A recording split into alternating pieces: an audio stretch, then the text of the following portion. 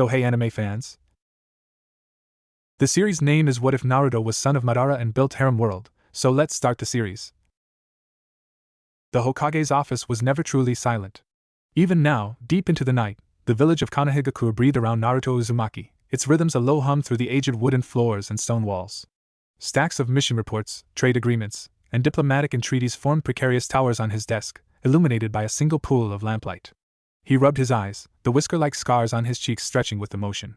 The warmth of the village, the weight of the stone Hokage had on the stand beside him, the distant laughter of a late-night eatery, it was everything he'd dreamed of. And yet the peace felt fibrous. A tapestry woven with threads of such fragile understanding that he could sometimes feel them straining. A knock at the door. Not the hurried rap of a messenger, but 3 measured, solid impacts. "Enter," Naruto called, his voice betraying a tiredness he rarely showed in daylight. The door opened to reveal Shikamaru Nara, his shadow stretching long and lean into the room. The Jonin commander's face was its usual mask of languid exasperation, but Naruto, who had known him since they were boys throwing kunai with more enthusiasm than skill, saw the sharp glint of trouble in his eyes. "Troublesome," Shikamaru muttered, closing the door. He didn't sit. "A report from the land of valleys. Border patrol." "Bandits again?" Naruto asked, leaning back. "I thought their daimyo finally agreed to a joint security force." "Not bandits." Shikamaru tossed the single, sealed scroll into the cleared corner of the desk. The seal was the standard ANBU cipher, but stamped with a red urgency mark. "A patrol from the 4th sector went missing 3 days ago. A recovery team was sent. They found the patrol." Naruto's gaze hardened. He broke the seal and unfurled the scroll. The script was clinical, detached, but the details were a cold splash of water. The patrol, 5 Chunin, had been found in a small clearing just inside the Fire Country border. No signs of a struggle. No defensive wounds. They were simply dead.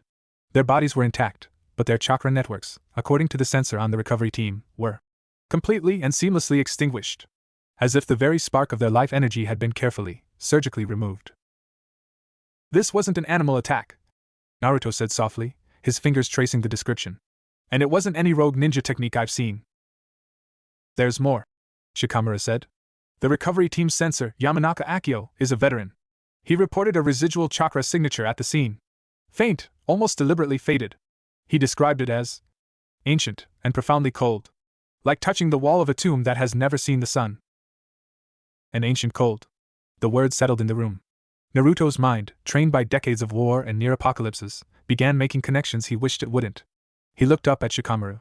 "You have a theory." "It's a troublesome one," Shikamaru admitted, finally sinking into a chair. "The complete chakra extraction, the lack of physical violence, the signature. It's textbook Uchiha mastery. But not just any. This is high level, refined beyond even what Sasuke usually employs. It's archival." "Sasuke's been in the land of Earth for 2 months," Naruto said, but the statement was hollow. He knew it wasn't Sasuke. The style was wrong. Sasuke's power was a blade, sharp and final. This was described as a vacuum. A void. "I know," Shikamaru said. "I've already sent a hawk. But Naruto, this feels like a message. Leaving the bodies at our border. Leaving that signature. It's not an attack. It's a calling card." Naruto stood, walking to the window that looked out over his village. The night lights twinkled, innocent. A legacy of hatred, he thought. A phrase from his youth, from Jiraiya's books and from the pain in Sasuke's eyes. "We thought we'd buried them all. The Uchiha. Madara." "Assemble the senior council," Naruto said, his voice now clear of fatigue, replaced by the steel of command. "Not the political one. Kakashi-sensei, Sakura you, and the heads of intelligence and analysis. And get me a direct line to the Kazekage. If this is a new player, they won't just be targeting Konoha." 2 days later, in the deep forests of the Land of Fire, Naruto walked through the crime scene. The bodies were gone, but the clearing still held the memory of death. Sakura Haruno was on her knees, her gloved hand pressed to the mossy ground, her eyes closed in intense concentration. Her medical prowess had evolved to allow her to read the echo of chakra trauma. "It's exactly as reported," she said, opening her emerald eyes. Her expression was grim. "Their chakra wasn't ripped out. It was untethered. Imagine a ball of string perfectly wound, and someone simply found the end and pulled, and the whole thing unraveled without a single knot. It's a technique of monstrous control. And it required direct visual contact with each victim." "Sharingan," Kakashi Hatake said, his single visible eye narrowed. He stood leaning against a tree, his posture deceptively casual. But the Sharingan manipulates chakra perception and genjutsu. To physically unravel a chakra network from a distance, that's a level of ocular mastery I've only read about in the Forbidden Archives. It implies a deep, fundamental understanding of chakra as a fabric, not just an energy. Naruto crouched, placing his own hand on the ground. He reached out with his senses, a skill honed through his connection to the natural energy of sage mode. Beneath the vibrant hum of the forest, he felt it. A lingering hollow. A perfect circle of nothingness where life energy should have been. And around its edges, the faintest whisper of something else. Not malevolence, not rage. It was a chilling, absolute certainty. A will so rigid it had left an imprint on the very air. They weren't killed in anger, Naruto murmured. They were removed. Like clearing a board. A declaration of intent, Kakashi agreed. Someone is announcing they possess a power we cannot defend against. And they're doing it from the shadows. Suddenly, Naruto's senses flared. It was a ripple in the natural energy, a discordant note. Not here, but to the northeast, towards the sparsely populated mountain ranges that bordered the land of lightning. Someone's there, Naruto said, standing abruptly. Powerful. Watching. In a blur of movement, Kakashi and Sakura fell into defensive positions. Naruto closed his eyes, focusing. He pushed his sage perception outwards, a wave of awareness spreading through the trees and rocks. And he found it. A presence, standing perfectly still on a high cliff nearly 5 miles away. A chakra signature like a dormant volcano, immense pressure contained under a layer of perfect, icy calm. It was the same ancient cold from the report, but now undiluted, focused. He wants me to sense him, Naruto said, his eyes snapping open. Stay here. Protect the site. Naruto, wait. Sakura began, but he was already gone, a flash of yellow that vanished into the trees without a sound. He moved as the wind, his footfalls silent on the branches. As Hokage, he knew this was reckless. As Naruto Uzumaki, he knew it was necessary. You don't send a message and then hide. You stay to see it received. He cleared the distance in minutes, emerging from the tree lean onto a barren, wind-scoured cliff overlooking a vast, misty gorge. And there, with his back to Naruto, stood a man. He was tall, with a long, dark cloak that rustled in the high-altitude breeze. His hair was as black as a starless night, worn long and tied simply at the base of his neck. He did not turn. You came faster than I calculated, the man said. His voice was calm, baritone, and devoid of inflection. It was a voice meant for stating facts, not for conversation. The sage mode sensory range is impressive, even at rest. Your file was accurate. Naruto didn't answer. He studied the man's chakra. It was layered, vast, and meticulously controlled. At its core, he felt the familiar, terrible potential of the Uchiha. But it was different from Sasuke's. Where Sasuke's power was a focused, raging fire, this man's was a deep, glacial ice, capable of crushing continents with its weight. You killed 5 of my shinobi, Naruto said, his own voice low and steady. The wind whipped between them. I eliminated a potential operational hindrance, the man corrected, finally turning. Naruto met his eyes. They were not the crimson of an active Sharingan. They were a deep, unsettling onyx, but Naruto's heightened senses could see the power coil behind them, ready to spin into a pattern of ultimate perception. The man's face was pale, etched with sharp, aristocratic lines that spoke of a severe beauty. He looked young, perhaps in his late 20s, but his eyes held a weariness that belonged to centuries. Who are you? Naruto asked, though a part of him, the part that had fought Madara Uchiha in the Fourth Great War, already knew.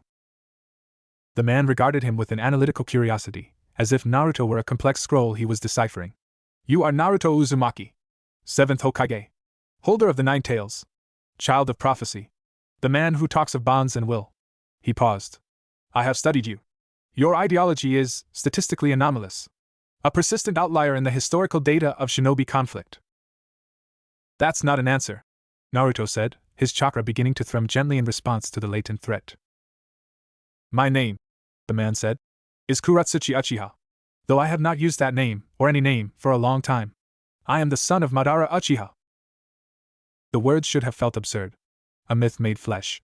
But standing in the presence of that chilling, regal certainty, Naruto felt only a dreadful validation. The legacy hadn't ended. It had simply been waiting. Madara died, Naruto stated. He had no children. He had a contingency, Kuratsuchi replied. A child born of his genetic material and an unnamed vessel, cultivated and hidden away by Black Setsu as a final failsafe, long before the Eye of the Moon plan reached its climax. I was raised not by a father, but by my father's will. His memories implanted. His knowledge transferred. His ambition inherited. Naruto felt a cold anger, deeper than any battlefield rage. This was a violation. A person created not to live, but to fulfill a function. So you're here to finish his dream? To plunge the world into another infinite Tsukuyumi? Kuratsuchi's head tilted slightly. My father's conclusion was flawed. His method was inefficient. The Tsukuyumi was a blanket solution for a complex problem. It traded one form of suffering, conflict, for another, stasis. I do not seek a dream world, Hokage. Then what do you seek? I seek to correct the root failure of this world. Kuratsuchi's onyx eyes seemed to darken further. Shinobi history is a cyclical algorithm of pain. Hatred begets violence, violence begets hatred. The great villages, with their fragile alliances, are a temporary patch on a fractured system. They rely on the goodwill of men like you. When you are gone, the cycle will resume. My father sought to end the cycle by removing free will. I seek to end it by removing the capacity for conflict. Naruto's fists clenched. And how do you plan to do that? By restructuring the very source of power, Kuratsuchi said, as if explaining a simple equation. Chakra is the engine of this world's strife. The tailed beasts, the Kekkei Genkai, the vast disparities in power, they are the fuel. My goal is not to take chakra away. It is to standardize it. To place it under a unified, logical control. A world where no single shinobi, no single village, can hold disproportionate power. A world without outliers. A world of perfect, sustainable equilibrium. Naruto stared at him, horror dawning. This wasn't the raving dream of a moon's eye. This was a cold, systematic plan for enforced mediocrity. A piece not of understanding, but of utter, leveled sameness. It was the antithesis of everything he believed. You want to make everyone the same, Naruto breathed. To strip away what makes people unique. Their strength, their dreams, their will. Individual will is the source of the error, Kuratsuchi stated. The will of fire you preach is merely a sentiment that delays the inevitable collapse. I offer a permanent solution. A world where no child will know the pain of loss in war because war will be mathematically impossible. I have spent decades in hidden laboratories and forgotten ruins, perfecting the means. What you saw with your patrol was a preliminary application of the Shinra Tensei, chakra unweaving. You murdered them to show off a technique. Naruto snarled, a flicker of orange chakra erupting around him. I demonstrated a necessary tool, Kuratsuchi corrected, unperturbed by the rising power. I am here today to deliver my manifesto to the primary variable in my equation, you. You represent the pinnacle of the old, unstable system. Your power, derived from a tailed beast and sage heritage, is an anomaly. Your influence is an anomaly. You are the chief obstacle to a stable world. Naruto's form rippled, the orange chakra solidifying into the familiar cloak of the Ninetales chakra mode. I won't let you do this. I won't let you decide the fate of the world from up here on your cliff, looking at people like numbers in a report. Kuratsuchi's eyes finally changed. The onyx bled away in a fluid, terrifyingly swift spiral, resolving into a Sharingan. But it was like no Sharingan Naruto had ever seen. The Tomo were sharper, more geometric, and instead of a solid black pupil, there was a subtle, concentric ring pattern within the crimson. The Mangekyo pattern, when it appeared, would be something entirely new. Your emotional response is predictable, Kuratsuchi said, his voice still calm. And thus accounted for. This is not a battle, Hokage. This is a demonstration of the coming paradigm. He raised a single hand. No seals. No shouted technique name. The air between them warped. Naruto felt a terrible pulling sensation, not on his body, but on the very cloak of chakra around him. It was as if the threads of his Ninetales cloak were being individually targeted, their weft and weave being analytically undone. Naruto roared, not in pain, but in defiance. He poured more chakra forward, resisting the unraveling. He launched himself, a golden comet aimed at the heart of the distortion. Kuratsuchi didn't move. His Sharingan tracked every micro-movement. Just before Naruto's fist connected, Kuratsuchi's other hand came up, fingers splayed. Kamui, Shikuchi! Space itself folded. Naruto's world twisted, and he was no longer on the cliff. He was 200 feet in the air, directly above the gorge, his momentum still carrying him downward. It wasn't teleportation. It was a forced, localized spatial translocation. As Naruto righted himself, creating a platform of chakra under his feet, he looked down. Kuratsuchi was still on the cliff, looking up at him, a small, pale figure against the stone. The distance was nothing to Naruto, but the message was clear. This man had complete control over the engagement. He had moved Naruto like a piece on a board. I do not seek to kill you today, Naruto Uzumaki. Kuratsuchi's voice echoed, amplified by chakra.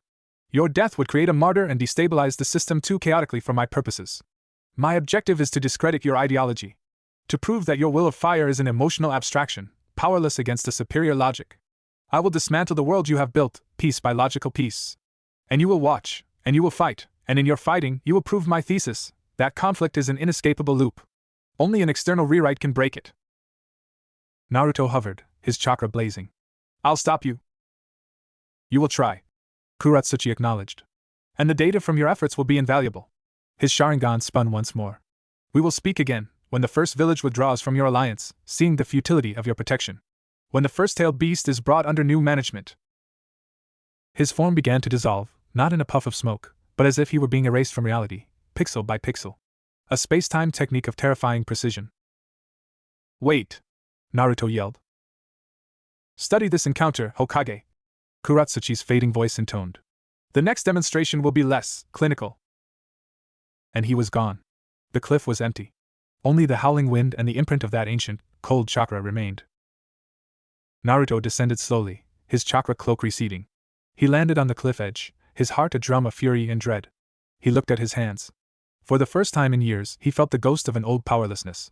Not a lack of strength, but the terrifying realization that he was facing an enemy who could not be reached by a Rasengan, or by a heartfelt speech. An enemy who saw his very soul as a bug to be studied, his beliefs as variables to be solved. He was no longer just Hokage. He was the legacy of Ashura, facing the resurrected, evolved legacy of Indra. But this was not Sasuke. This was something colder, more calculating, and in its own twisted way, more dangerous. He turned and looked back towards Konoha, a distant speck of light and warmth in the vast darkness. Kuratsuchi's words echoed. I will dismantle the world you have built. Naruto's jaw set. The will of fire was not just a sentiment. It was a choice, made every day, by every person who believed in connection. He would fight for that choice. Even if the enemy was the very concept of destiny, given flesh and a chilling, logical mind.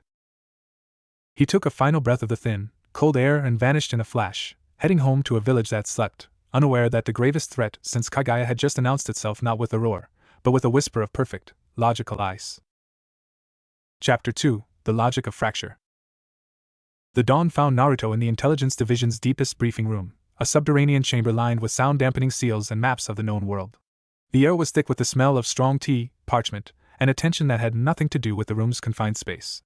Around the central table sat the core of Konoha's true power, Kakashi, his single eye scanning a transcript of Naruto's encounter, Sakura, her medical files on the dead patrol spread before her, fingers steepled, Shikamaru, looking more awake than he had in years, pieces of a tactical map shifting under his hands like living shadows, and Sai. His expression unnervingly blank as he prepared to sketch from Naruto's description. Kuratsuchi Uchiha, Kakashi said, the name sounding foreign and heavy on his tongue. A son of Madara. Cultivated by Zetsu. It's grotesquely plausible. Madara was a planner down to his marrow. He'd have seen Black Zetsu as a tool for perpetuation, even if he didn't know its true nature. His power assessment? Shikamaru asked, not looking up from his shifting maps. Naruto, still in his Hokage robes from the night before, leaned on the table. He didn't fully engage. It was a display. His chakra control, it's absolute. He used a technique that targeted the very structure of my Ninetales cloak, tried to unravel it at the molecular level. And a space-time jutsu. Not like Kamui. It was forcible relocation. He moved me without moving himself. No seals. Just intent in his eyes. Sakura's brow was furrowed. The chakra unweaving on the patrol was bad enough. To apply that to a living, actively resisting chakra construct like your cloak. The precision is terrifying. It's like a surgeon who operates at the level of energy itself. His eyes, Naruto continued, meeting Kakashi's gaze. The Sharingan was different. Sharper. The pupil had rings inside it. I've never seen it before. Kakashi leaned back, a rare look of deep unease crossing his features. The Sharingan evolves through trauma and profound emotional catalysis. But if this Kuratsuchi was raised on implanted memories and a preordained purpose, his trauma is inherited, second-hand yet curated. His evolution might be purely intellectual. A logical, rather than emotional, ascent to power. That could make his Mangekyo abilities fundamentally different from any we know. More systematic. His goal is the problem. Shikamaru interjected, finally looking up. His shadow maps had resolved into a network of lines connecting the 5 great nations. He doesn't want an illusionary peace. He wants a real one, engineered through enforced equality of power. He's targeting the very concept of exceptionalism. In shinobi terms, that means he'll go after the pillars of what makes a village great, Jinchuriki, Kekkei Genkai holders, and the alliance system itself. He pointed a finger at a node on the map representing Konoha. He started with us, with you, Naruto, because you're the biggest outlier. The strongest single shinobi, and the ideological heart of the alliance. Discredit you, prove your protection is finite, and the alliance's cohesion becomes the next target. He said the next demonstration would be less clinical. Naruto said quietly. He's going to make a public move. Something designed to create fear and doubt. Sai, who had been sketching rapidly, held up his drawing. It was a near photographic rendition of Kuratsuchi, based on Naruto's memory. The severe lines of his face, the long, tied-back hair, the unsettling depth of the onyx eyes. It was the face of a scholar king, utterly convinced of his own rightness. A face for our enemies, Sai said flatly. I will have copies distributed to all allied intelligence networks within the hour. We need to warn the other Kage, Sakura said. And the Jinchuriki. They are walking targets. Naruto nodded. Shikamaru, draft the bulletins. Highest priority cipher. Stress this is not a rogue Uchiha. This is a strategic threat with a fully formed ideology and capabilities we are still defining. Kakashi-sensei, I need you and Yamato to comb through every archive, every scrap of data on Madara's known haunts, Zetsu's biology, anything that might hint at a hidden facility. This son didn't appear from nowhere. He was made somewhere. As the others moved to their tasks, Naruto felt the weight settle deeper. This wasn't a battle to be fought on a field. It was a war of ideas, and the first casualty would be trust. The warning hawks flew. The responses began to trickle in over the next 2 days, each a reflection of the sender's character and their village's old wounds. The Tsuchikage Kuratsuchi, the name coincidence was a grim irony, sent a terse, pragmatic acknowledgement. The land of Earth would increase patrols and sensor sweeps. Her message contained a blunt postscript. If this is Uchiha business, contain it. We remember the cost of your clan's legacies, Hataki. The Mizukage Chojuro expressed solidarity but worry. The land of water, still rebuilding its identity, feared instability above all. His message was cautious, asking for guarantees of mutual aid. The Reikage Darui responded with characteristic directness. The land of lightning was putting its military on high alert. He offered to host a secure Kage summit, but the subtext was clear: prove you can handle this, or we will handle it our way. The Kazekage, Shikamaru's counterpart in Suna, was the most concerning. Gaara's message was characteristically brief but carried a profound gravity. The sand has felt no disturbance. But a wind that can unravel chakra itself is a wind that can erode all foundations. I am coming to Konoha. The Jinchuriki must be our priority. It was the response from the smaller, outlying nations, the ones that relied on the Great Village Alliance for security, that confirmed Shikamaru's prediction. A coded query from the Land of Valleys, where the patrol had been killed, asked pointedly about the status of their joint security force and whether Konoha could guarantee the integrity of shared borders. The first fracture line was appearing: fear. Naruto was reviewing Gaara's travel itinerary when Shikamaru entered the office, his face grim. We have a problem, Shikamaru said without preamble. A report from the Land of Hot Water. A minor trade post, mostly civilian, on the border with the Land of Fire. It was attacked 3 hours ago. Naruto's head snapped up. Kuratsuchi? Not directly. The attackers were a group of 20, identified as missing nin from various minor villages, Stone, Cloud, even a few from the Sound remnants. A ragtag bunch, not capable of organized action. Until today. What happened? They struck with perfect coordination. They bypassed all security measures, disabled the hot water guards with non-lethal but precise chakra disruption techniques, and seized the post's communications hub and its store of chakra conductive ore shipments. Shikamaru laid a mission scroll on the desk. The local militia tried to respond. They were dismantled. Not killed. Their chakra pathways were precisely severed at key nodes. They'll live, but they'll never mold chakra again. The leader of the missing nin, a thug named Boso with a reputation for brute force, gave a speech to the civilians before they left. He said, the age of the great village's hoarding power is over. A new order is coming, one where power is shared. The Uchiha Messiah has shown us the way. Naruto felt a chill that had nothing to do with the office's temperature. He's recruiting. Worse, Shikamaru said. He's demonstrating. He took a band of incompetent, selfish outcasts and turned them, overnight, into a surgically precise unit. He gave them a taste of power they could never have achieved, and a doctrine to justify it. He's proving his point, that the current system creates outcasts and inequality, and that he can fix it. The Land of Hot Water is screaming for answers. They're asking why our intelligence didn't predict this, why our borders weren't sealed. They're blaming us for letting the threat spill over. It's a propaganda move, Naruto muttered, seeing the logic unfold with horrifying clarity. He makes his philosophy attractive to the disenfranchised. He shows the weak nations that the strong ones can't protect them. He sows doubt. And he does it without getting his own hands dirty. Shikamaru finished. He uses proxies. He's testing his theories in the field. This Uchiha Messiah title, it's a deliberate echo of the Pain arc, Naruto. He's studied history. He's using our own past against us. The Hokage's office, once a symbol of his achieved dream, now felt like a cage. He was reacting, always a step behind. We need to respond. Not just with force. We need to show hot water we support them. Send a medical and reconstruction team, led by Sakura.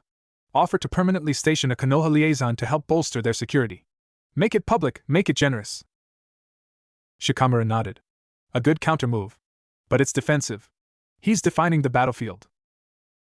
Then we need to find his, Naruto said, determination hardening his voice. Where did he come from? Where is he making his new world? Kakashi and Yamato have anything? Fragments. Rumors from the era of the Warring States. Madara was known to have several hidden bases beyond the Valley of the End. One, mentioned in a decoded Senju scroll, was called the Eri, supposedly a fortress built into the peaks of the unclaimed ranges, beyond the Land of Iron. It was considered apocryphal. No one ever found it. The unclaimed ranges, Naruto repeated.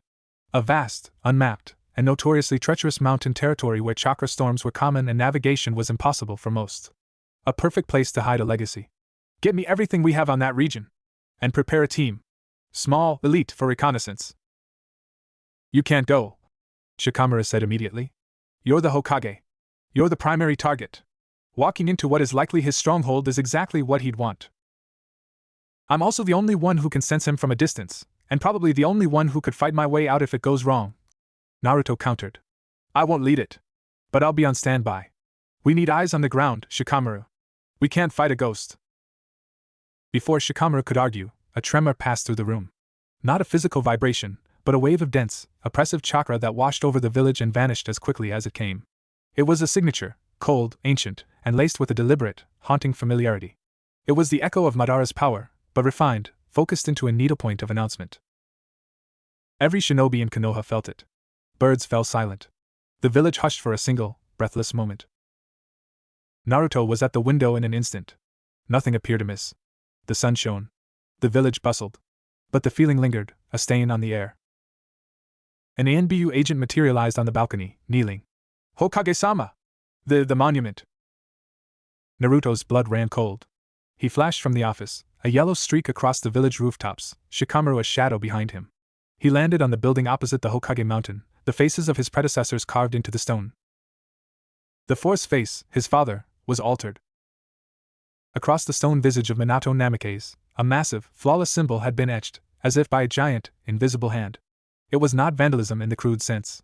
The lines were precise, deep, and shimmered with a faint, residual chakra that pulsed with that same ancient cold. It was a Sharingan wheel, but at its center, instead of a tomo, was a perfect, geometric lotus, a symbol of purity and rebirth. Beneath it, in elegant, soaring script that spanned the entire cliff face from the fourth's chin to his forehead, was a single sentence. The flames of will consume themselves. Only order endures. A crowd had gathered below, murmuring in confusion and fear. Jonin were already cordoning off the area. Naruto stood frozen, staring at the desecration of his father's memory. This wasn't an attack on infrastructure. It was an attack on identity, on legacy, on hope itself. It was a message carved into the very symbol of Konoha's continuity. Shikamaru landed beside him, his breath catching. The chakra expenditure, to do this, from a distance, with this precision, without any of our sensory barriers or patrols detecting a thing. It's impossible. He just proved it's possible, Naruto said, his voice thick. The personal violation burned hotter than any battlefield injury. He could feel Kurama stirring within him, a growl of outrage echoing in his mind. The audacity, the sheer, frozen contempt of it. It's a psychological strike, Shikamaru analyzed, though his usual calm was fractured. He's showing you, showing everyone, that nowhere is safe. Not even our most sacred symbols. He's demonstrating a level of power and infiltration that makes our defenses look like child's play. The rumors will spread. Panic will spread faster. Naruto clenched his fists, his nails biting into his palms. The urge to rage, to unleash the full power of the Ninetales and scour the earth until he found Kuratsuchi, was a physical pressure in his chest. But he was Hokage. He breathed in, slowly, forcing the heat of his anger to compress into a diamond-hard resolve. He turned from the defaced monument, his blue eyes as hard as sapphire. Assemble the council. The full one. And the clan heads. Now. Naruto. He wants to undermine our unity? Naruto said, his tone leaving no room for argument. Then we show him unity. We show the village. We don't hide this. We address it. We tell them exactly who did this and why. We tell them he fears our unity so much he has to scar stone in the dead of night. We turn his symbol of intimidation into a rallying point. Shikamaru studied him for a long moment, then a flicker of his old, weary respect returned. Troublesome. And the only move that isn't playing directly into his hands. All right. I'll convene them. As Shikamaru left, Naruto took one last look at his father's altered face. The shimmering lotus Sharingan seemed to mock him. But beneath the violation, beneath the cold logic of the act, Naruto saw something else. Fear. A being who spoke of pure order would not need such theatrical, emotional provocations unless he was, on some level, threatened by what he sought to erase. You can carve your words into our mountain, Kuratsuchi, Naruto thought, the will of fire blazing in his heart, a quiet, unconquerable flame. But you can't carve them into our hearts. That's the difference between your order and our will. Ours is alive. He turned his back on the monument, walking towards the Hokage Tower, each step a declaration. The war of ideas had begun in earnest, and the first battle was for the soul of his village. He would meet it not as a god of chakra, but as a man, as a leader, as Naruto Uzumaki. The son of the fourth would answer the son of Madara. Not with a technique, but with a choice. And he would make sure the whole world heard it. Chapter 3: The Eri. Konoha's central tower, usually a place of orderly bureaucracy, thrummed with a different energy. The Hokage's audience chamber was packed. Clan heads in their formal vestments stood shoulder to shoulder with seasoned Jonin commanders and civilian representatives, their faces a mosaic of worry, anger, and grim determination. The air crackled with unspoken questions. The symbol on the mountain was visible from the chamber windows, a silent, glaring accusation. Naruto stood before them, not on the raised dais, but on the same level. He wore his Hokage robes, but the hat was absent. His face was serious, the lines of responsibility etched deeper than his years. You've all seen it, he began, his voice carrying clearly without shouting. You all felt the chakra signature. This was not an act of random vandalism. It was a deliberate, targeted declaration of war.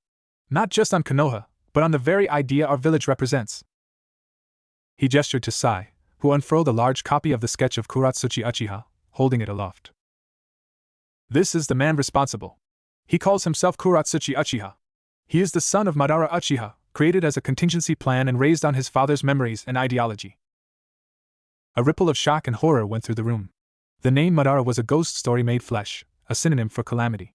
Hayashi Hyuga's Byakugan veins bulged momentarily. Choza Akimichi's normally jovial face was stone. His goal is not the infinite Tsukuyumi. Naruto continued, pacing slowly, meeting the eyes of his people. He believes his father's dream was flawed. He seeks a different peace. A peace of absolute, enforced equality. He aims to restructure the shinobi world by dismantling the sources of disproportionate power, the tailed beasts, the Kekkei Genkai, the alliance system itself. He believes our will of fire, our bonds, are sentimental weaknesses that perpetuate conflict. He calls it an inefficient algorithm.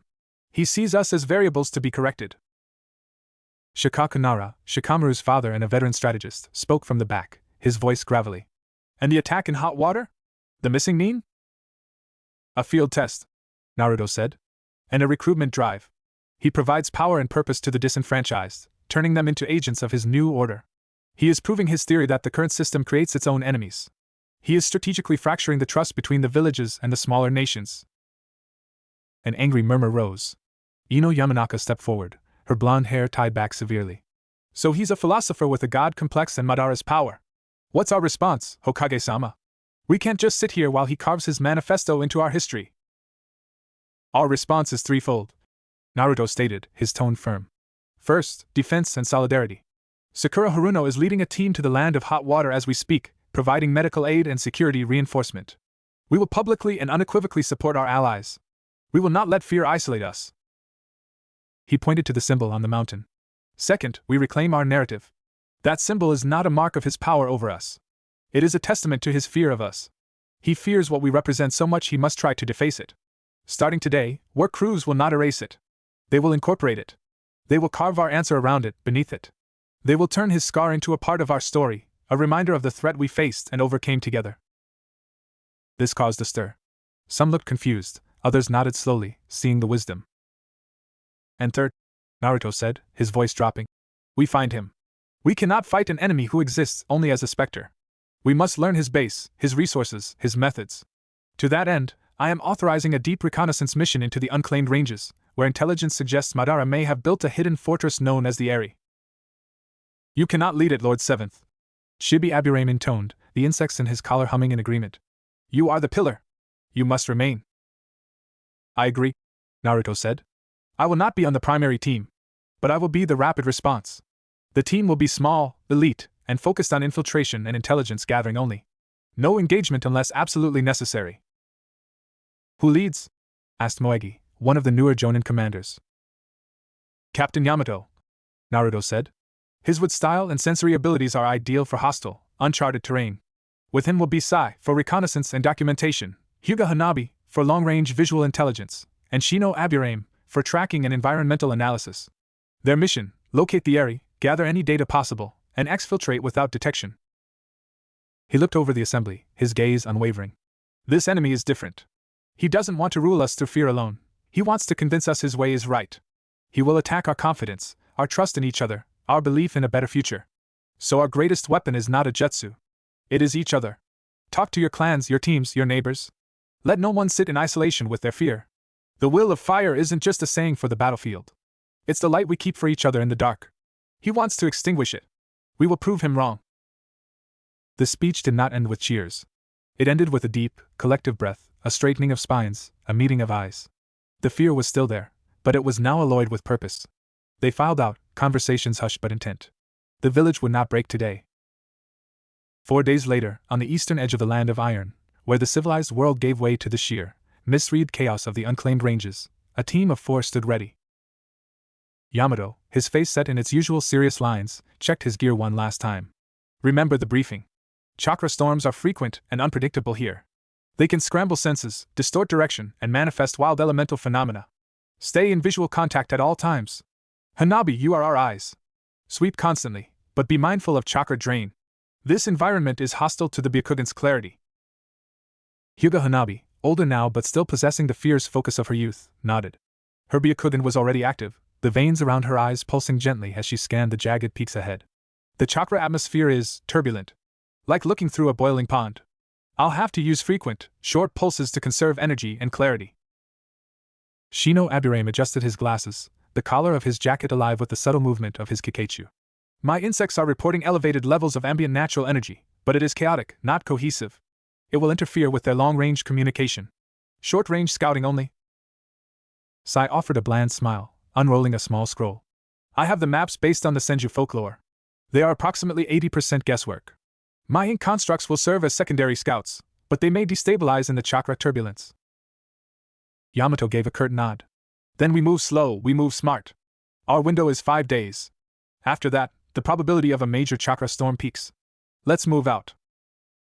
They ascended into a world of stone teeth and screaming wind. The paths were not paths but ledges and cracks. The air grew thin and cold. Strange, phosphorescent lichen glowed on north-facing rocks, and occasional geysers of multicolored chakra steam erupted from fissures, twisting into ephemeral, dangerous shapes before dissipating. It was a land that rejected life. Hanabi's pulses of Byakugan vision revealed a nightmarish topography. Caves that led to dead ends over bottomless drops, valleys filled with chakra fog that even her eyes could not penetrate, and strange, crystalline formations that hummed with stored energy and refracted light, and chakra, in disorienting ways. On the second day, Shino held up a hand. His insects had returned from a scout ahead, their normally orderly flight patterns erratic. A presence. Not human. A construct. 1 kilometer northeast, in a low canyon. They approached with extreme stealth. Peering over a ridge, they saw it. A sentinel. It stood 12 feet tall, humanoid but sleek, forged from a dark, non-reflective metal that seemed to drink the faint light. Its face was a smooth oval with a single, recessed glyph that glowed with a soft, blue light, a simplified Sharingan pattern. It stood motionless at the mouth of a canyon, but the air around it shimmered with a powerful, localized barrier seal. An automation, Sai whispered, already sketching it. No chakra signature from a living being. It's powered by something else, perhaps geothermal or atmospheric chakra absorption. A perimeter guard, Yamato mused. If this is here, the area is close. We go around. We do not trigger it. For 6 hours, they painstakingly circumnavigated the canyon, only to find 2 more sentinels guarding other possible approaches.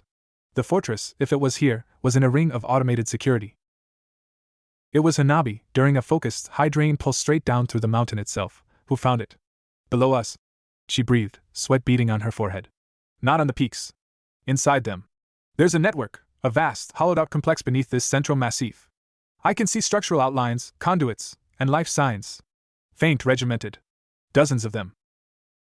They had found the airing not in the sky, but buried in the heart of the mountain.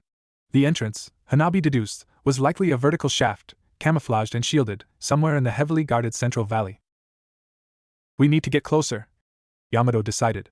We need a layout, numbers, any identifying marks. This is the heart of the mission. Using a combination of Yamato's wood style to create camouflaged blind spots, Shino's insects to map patrol patterns, finding none, only the silent, unmoving sentinels, and size small, chakra-dampened ink birds to get aerial views of the valley, they pieced together a picture. The entrance was a sheer, metal-covered disc 50 meters across, flush with the valley floor, indistinguishable from the rock until Hanabi's vision revealed the seams. There were no handles, no controls. It must open from below, or via a chakra key, Shino concluded. As dusk fell on the third day, painting the jagged peaks in violent purple and orange, they made camp in a hidden crevice Yamato reinforced with living wood. They were reviewing size sketches when the world changed. The faint hum they had attributed to the distant chakra storms suddenly crystallized into a clear, penetrating tone. The glyphs on all the sentinels in the valley flared from blue to a brilliant, blinding white. In unison, they turned their smooth faces towards the hidden crevice. Detection! Yamato barked. They've found us! How? Shino's insects went into a frenzy. The lichen, it's not natural. It's a network. A biotic sensor web. We've been touching it since we entered the valley. The lead sentinel raised an arm. There was no hand, only a crystalline sphere. The air in front of it warped, compressing into a point of blinding light. Scatter! Yamato yelled. A beam of pure, concussive force lanced out, not of fire or lightning, but of solidified gravitational pressure. It struck the wood-reinforced crevice, and Yamato's creation, strong enough to withstand a direct hit from a tailed beast, shattered into splinters with a sound like a cannon blast. The mountain itself shook. The team exploded into action. Sai took to the air on a giant ink bird, evading another beam that carved a 10-foot-deep trench in the rock where he'd been standing. Hanabi danced between falling debris, her gentle fist striking a sentinel's leg joint as it tried to track her. Her chakra-disrupting strikes had no effect. The construct had no tenketsu to close. Her palms sparked against the metal, leaving only shallow dents. Shino unleashed a black cloud of his most corrosive insects. They swarmed a sentinel, eating into the metal. It reacted not with pain, but with logic. The surface of its body rippled, and a wave of high-frequency vibration emitted from it, disintegrating the insects in midair. Yamato formed hand seals. Mokutan Kajakai Korin! A forest of thick, spear-like trees erupted from the ground, attempting to impale and entangle the constructs. The sentinels moved with impossible, jointless grace, weaving through the forest. Where the wood touched them, the same gravitational distortion field sheared it cleanly away. This was not a fight, it was a laboratory experiment, and they were the test subjects. The sentinels were analyzing their techniques, adapting in real time. They're hurting us! Hanabi cried, dodging another beam. The attacks were forcing them away from the valley's edge, towards the center, towards the sealed entrance. Yamato saw it too. A trap. They were being captured, not killed. Full retreat! Back to the LZ! But the path was cut off. 2 more sentinels descended from higher ledges, blocking their escape route. The circle was closing. High above, hidden in a chakra-concealing sphere of his own making, Kuratsuchi Uchiha observed. He stood on a completely flat, circular platform of white stone that hovered silently in the darkening sky. His cloak did not flutter in the vicious wind. The air around him was perfectly still.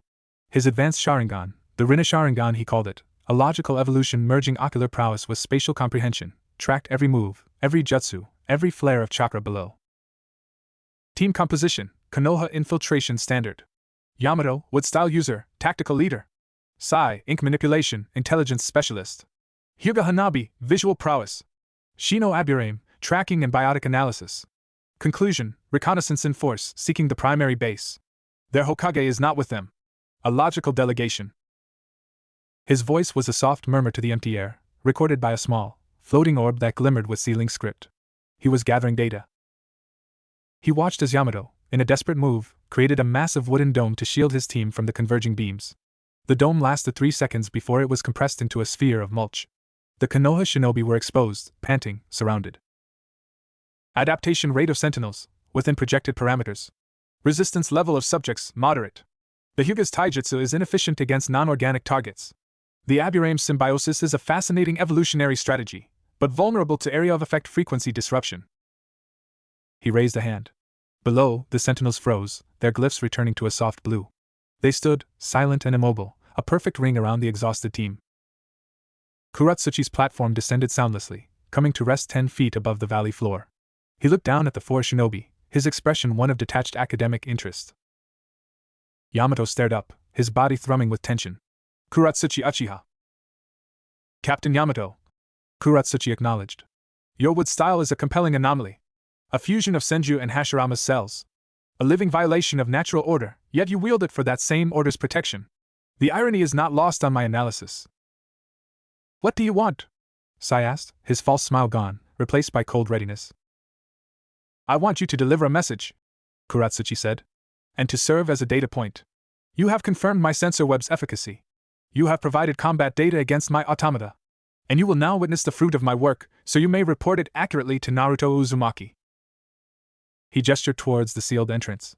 With a deep, subaudible thrum, the massive metal disc split into 8 segments and retracted into the mountain, revealing a well of pure white light. A platform, similar to the one he stood on, rose from the depths. You are my guests. Do not attempt to escape. The valley is sealed. The alternative is termination, and your data would be incomplete. Trapped, outmatched, and with a direct order to gather intelligence, Yamato made the call. He gave a sharp, reluctant nod to his team. They stepped onto the platform, which descended smoothly into the mountain. What they saw stole their breath. The area was not a cave or a dungeon. It was a vision of sterile, breathtaking futurism. A vast, cylindrical cavern stretched down farther than Hanabi's Byakugan could see, lined with tier upon tier of white-walled laboratories, libraries, and living quarters. Gentle, sourceless light illuminated everything. Glass tubes as wide as houses ran up the walls, filled with bubbling, colored fluids and, in some, floating forms, cloned bodies, strange chakra hybrid creatures, even what looked like dormant, simplified versions of the sentinels. Automated platforms flitted through the air on silent vectors. Dozens of people moved about, not warriors, but men and women in simple gray uniforms, their faces intent, their eyes bearing the faint glow of a subdued, controlled Sharingan. They moved with purpose, but without conversation, like parts in a silent machine. This is the genesis of the new order, Kuratsuchi said, leading them onto a walkway that curved around the interior. Here, the flaws of the old world are studied, catalogued, and corrected. The chakra imbalance that creates Jinchuriki? We are developing a dispersion protocol. The genetic lottery of Kekkei Genkai? We are mapping paths to universalized access or benign deactivation. The emotional volatility that leads to conflict? We are refining chakra-based emotional dampeners. He stopped before a large viewing window.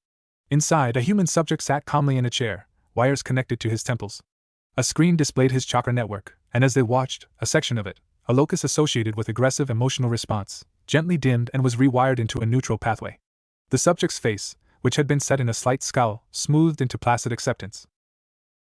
You're lobotomizing people, Hanabi whispered, revolted. I am correcting a design flaw, Kuratsuchi corrected. The human mind, in its natural state, is a faulty engine for peace. We are installing a better regulator. He turned to them. Your message for Naruto Uzumaki is this: I am not a destroyer. I am an architect. The world he fights to preserve is a collapsing building. I offer to rebuild it on stable, rational foundations. His next choice is critical. He can continue to apply sentimental patches to a broken system, causing more pain. Or he can stand aside and allow the necessary upgrades to proceed.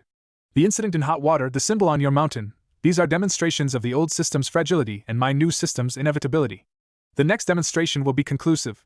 It will involve one of the world's great power anomalies. He should consider carefully which side of history he wishes to be on. He led them back to the entrance platform. You will be escorted to the border of the Land of Iron. Your chakra will be temporarily suppressed to ensure a peaceful departure. Attempt to return, and you will be classified as hostile variables and deleted. The platform rose. The white light of the area vanished as the metal door sealed behind them, leaving them in the cold, chaotic dark of the unclaimed ranges, their minds reeling with the horror of what they had seen. Not a madman's lair, but a calm, clean, utterly soulless engine for the end of everything they were. As they were marched out by 2 silent sentinels, Yamato knew the real battle had just begun. They had located the enemy. And the enemy's vision was more terrifying than any apocalypse. Chapter 4: The Weight of Ashes. The journey back from the Land of Iron was a silent, grim procession. The chakra suppression seals Kuratsuchi's sentinels had applied were not crude blocks, but intricate, spiderweb-like constructs that dampened their energy to civilian levels without causing pain. They were a final, humiliating proof of his superior control. They walked, they did not run or leap, through the barren foothills, the two silent metal escorts trailing them like patient ghosts until they crossed into the Land of Fire's official territory. Only then did the sentinels turn and glide back into the mists of the unclaimed ranges. The moment the suppression seals dissipated, dissolving into motes of light with a precise, timed decay, Yamato sank to one knee, not from exhaustion, but from the weight of the report he now had to deliver. Hanabi's Byakugan was immediately active, sweeping their surroundings, her face pale. Shino stood unnervingly still, his insects crawling over his skin in agitated patterns, as if trying to cleanse the memory of the sterile area. Sai simply began sketching, his brush moving with a frantic, uncharacteristic speed, trying to capture the nightmare geometries before they faded. "We need to get to Naruto." "No," Yamato said, his voice gravelly. They moved, this time with all the speed their restored chakra allowed. The familiar forests of Fire Country, usually a comfort, felt like a fragile veneer over a new and terrible reality. Naruto listened to their report in the same secure briefing room. Kakashi, Shikamaru, and Sakura were present. As Yamato spoke, detailing the sentinels, the biotic sensor web, the vast interior of the area, and Kuratsuchi's cold monologue, the room grew colder with each word. Sai's sketches were passed around, the cloning vats, the emotion regulation chamber, the legions of grey-clad, Sharingan-eyed acolytes. When Yamato finished, quoting Kuratsuchi's final message verbatim, the silence was profound. "An architect," Shikamaru finally said, the word tasting like ash. "Not a conqueror. A systemic engineer. He's not trying to beat the system, he's trying to debug it. And he sees human emotion, individuality, and exceptional power as the core bugs to be patched." "The people there," Hanabi said, her voice trembling with a mixture of fear and fury. "Their eyes, they had the Sharingan, but it was muted. Controlled. They moved like tools. He's not just building an army. He's building a population. A new type of human." Kakashi stared at the sketch of the emotion regulation chamber. "He's perfecting what Danzo only dreamed of with the root. Complete removal of individual will for the sake of a perceived greater good. But where Danzo used crude brainwashing and fear, Kuratsuchi is using what appears to be precise chakra neural surgery. It's more humane in method, and infinitely more monstrous in scope." Sakura, the medic, looked sick. Rewiring the chakra pathways linked to aggression, passion, even grief, it wouldn't just make people peaceful. It would make them nothing. The chakra system is tied to everything, our vitality, our creativity, our bonds. He's proposing a world of perfectly adjusted, perfectly empty shells. Naruto had been quiet, his head bowed, fingers steepled. He finally looked up, and the pain in his blue eyes was deep, but beneath it burned a fire they hadn't seen since the war. "He gave us a warning. The next demonstration involves one of the world's great power anomalies. A tailed beast. A Jinchuriki." He met Gaara's eyes. The Kazekage had arrived silently during the debrief. "He's coming for one of you." Gaara's expression was unreadable, the sand in his gourd stirring faintly. "He will find the defenses of Sunagakure considerable." "It may not be Suna," Shikamaru interjected, his mind racing. "He's operating on logic, not vendetta. He'll pick the target that maximizes strategic impact and demonstrates his thesis most clearly. The weakest link in the Jinchuriki chain, or the one whose capture would most destabilize the alliance." A frantic knock at the door broke the tension. An intelligence officer, pale and breathless, entered without waiting. "Hokage-sama! Urgent communique from the Land of Lightning. Encrypted for your eyes only." Naruto took the scroll, broke the seal, and read. His face hardened into a mask. He passed it to Shikamaru. "It's from the Reikige's office," Shikamaru summarized aloud for the others. 3 hours ago, Killer B, the Eight-Tails Jinchuriki, was ambushed while on a solo training mission off the coast of the Land of Lightning. The assailants were a coordinated team of missing Nin, using advanced chakra disruption and barrier techniques. We fought them off, but not before they managed to implant a chakra tracking and analysis seed into the flesh of the Eight-Tails' manifested form. The seed self-destructed after transmission. The Reikage believes it was a data-gathering operation, not an attempted capture. They're locking down Kumogakure and demanding an immediate emergency Kage summit, blaming Konoha for unleashing this Uchiha plague. "A test run," Kakashi murmured. He scanned the tailed beast. He got his data. B is powerful, experienced, and has perfect sync with Gyuki. He'd be a hard target to take. So Kuratsuchi picked him to study, not to capture. Which means his real target is likely less experienced, more isolated.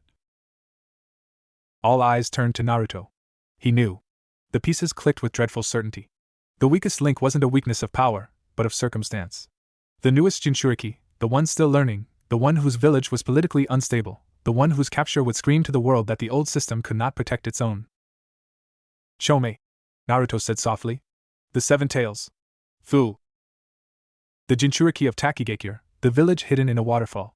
A minor village that had zealously guarded its tailed beast for generations, often through isolation and secrecy.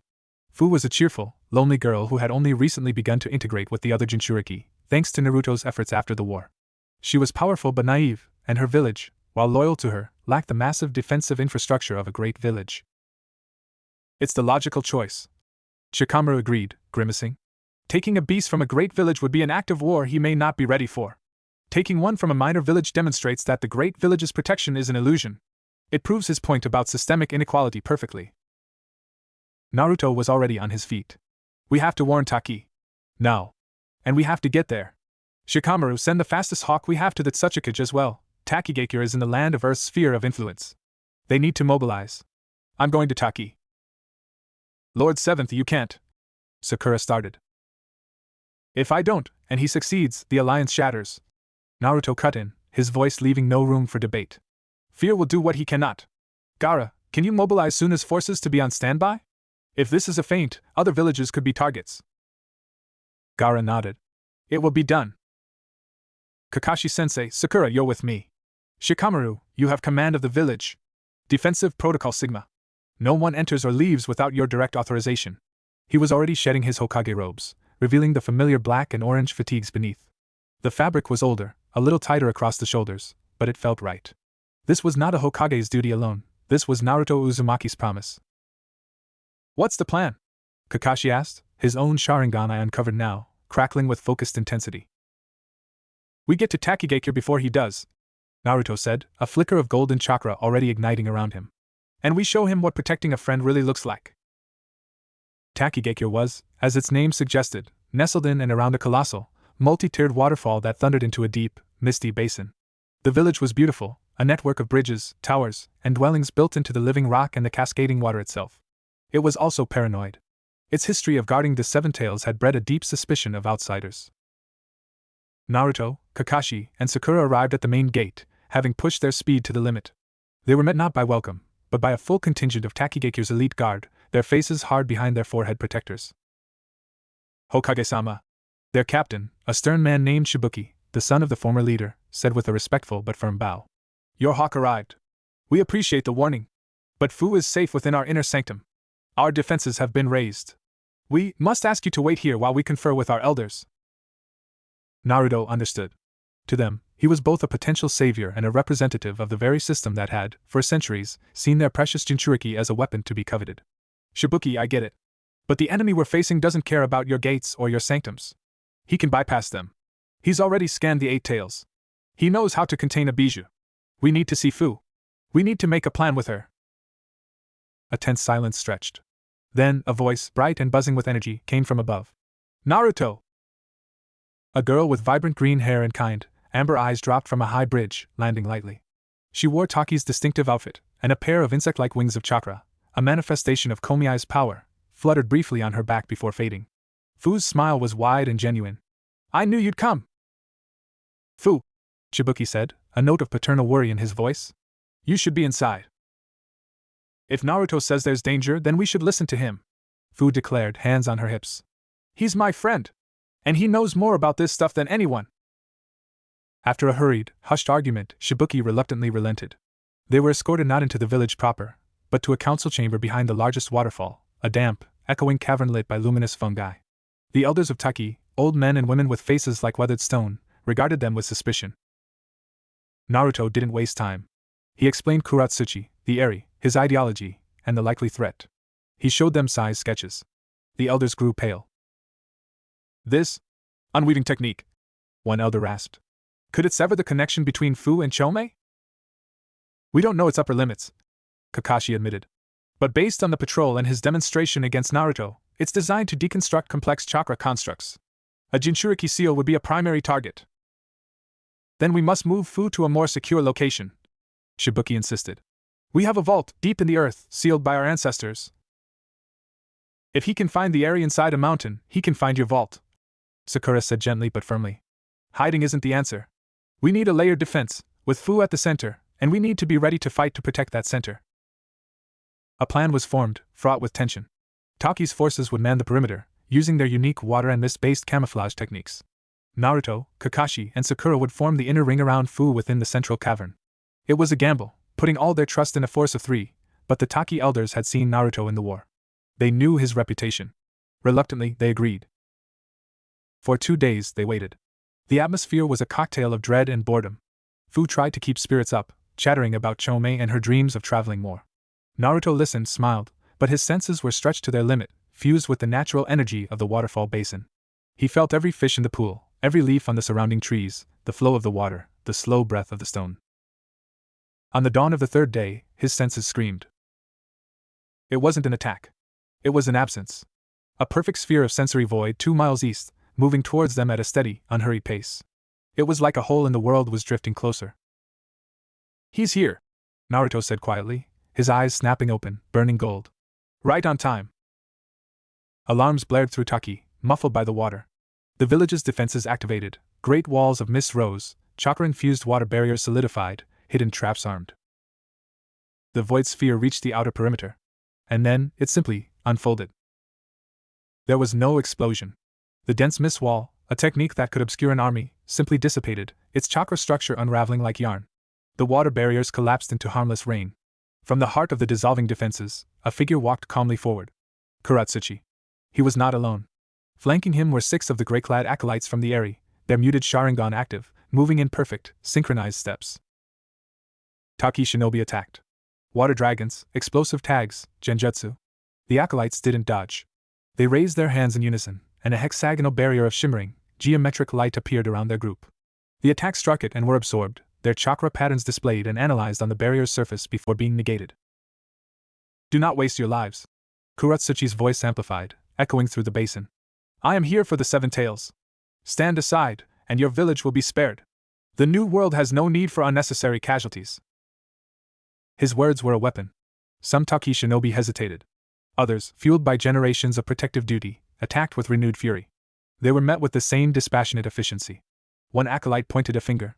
A thin beam of gray light lanced out, not to kill, but to sever.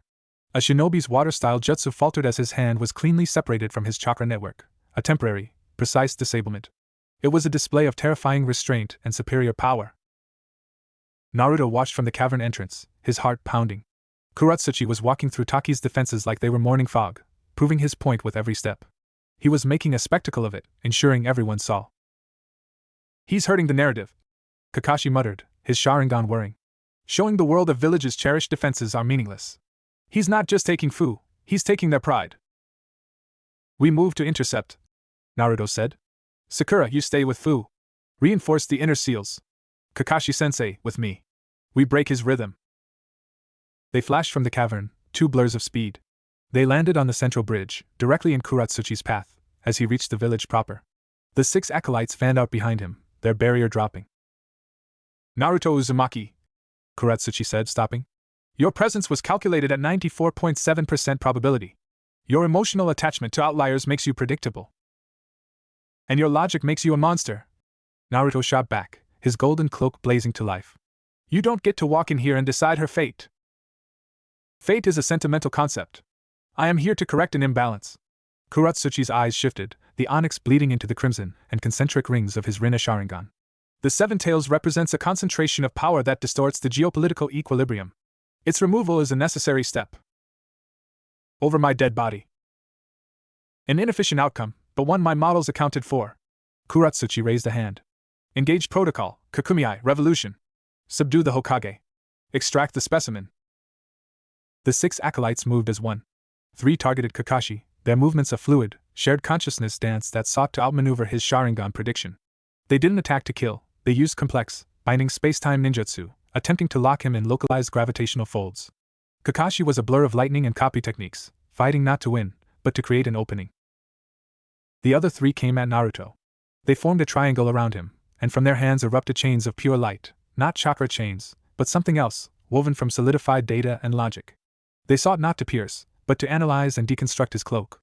Naruto felt the same unweaving pull from the cliff, but multiplied. He roared, multiplying himself with shadow clones, each clone engaging an acolyte in close combat to break their concentration. In the chaos, Kuratsuchi simply walked past the battle, towards the waterfall cavern. "Oh no you don't!" Naruto yelled, a clone breaking away to intercept. He formed a Rasengan, huge and swirling with natural energy. Kuratsuchi didn't even turn. His Rinne Sharingan spun. Shinra Tensei, Bansho, heavenly subjugation of all creation. Not a push. A command. The space around Naruto's clone solidified into a crystal-clear, cubic prison. The Rasengan shattered against the inside of the cube without a sound, its energy absorbed.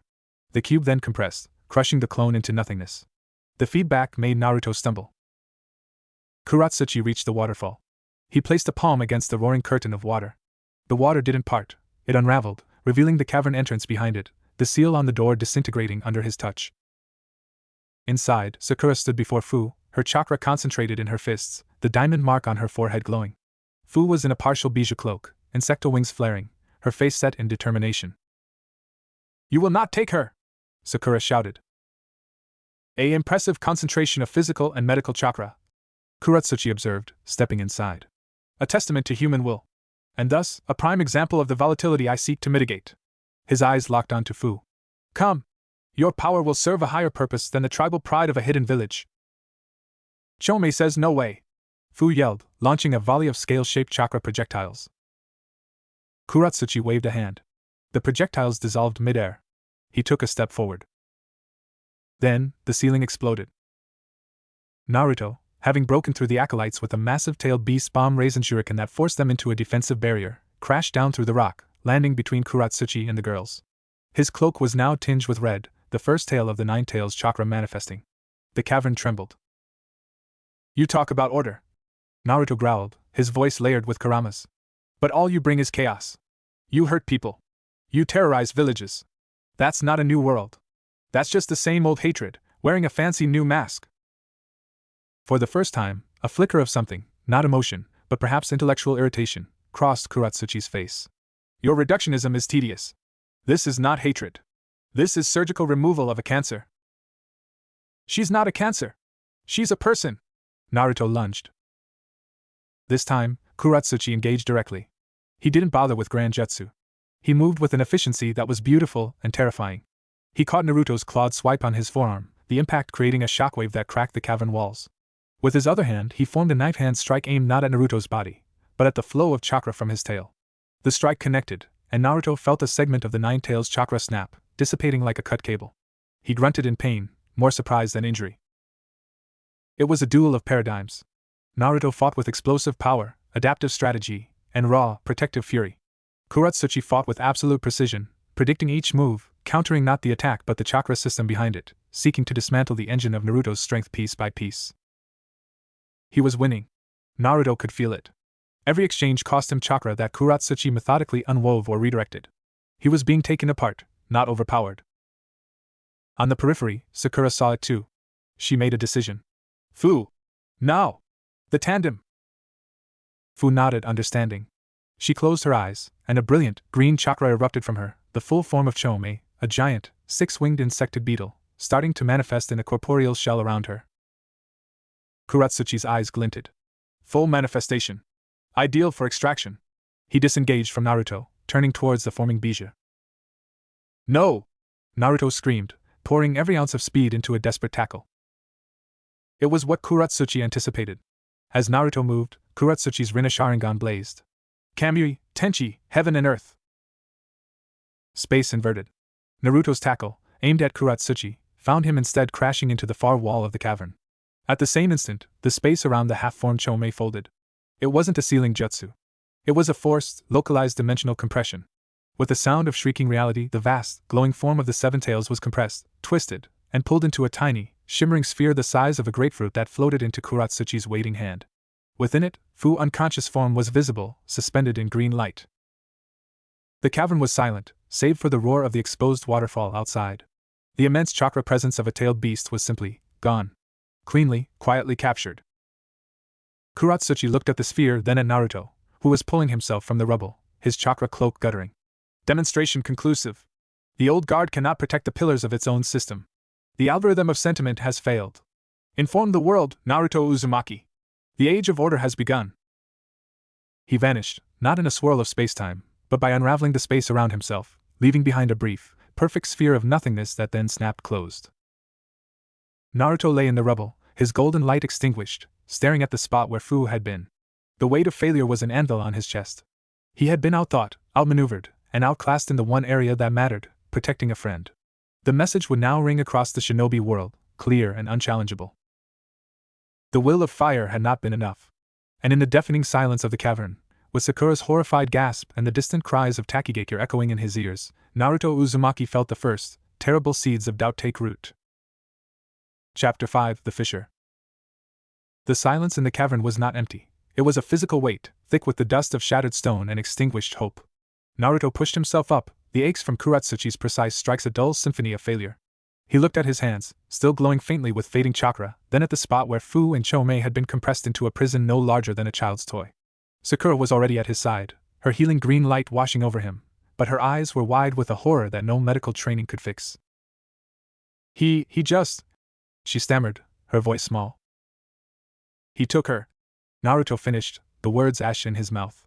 He looked towards the cavern entrance, where Shibuki and the Taki elders now stood, their faces masks of shock and dawning, catastrophic grief.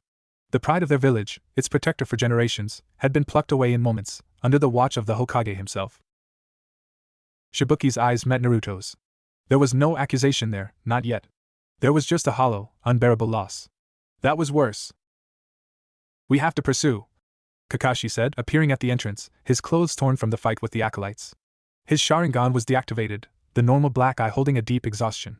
He can't have gone far with a dimensional technique of that magnitude. He's already gone, Naruto said, his voice flat.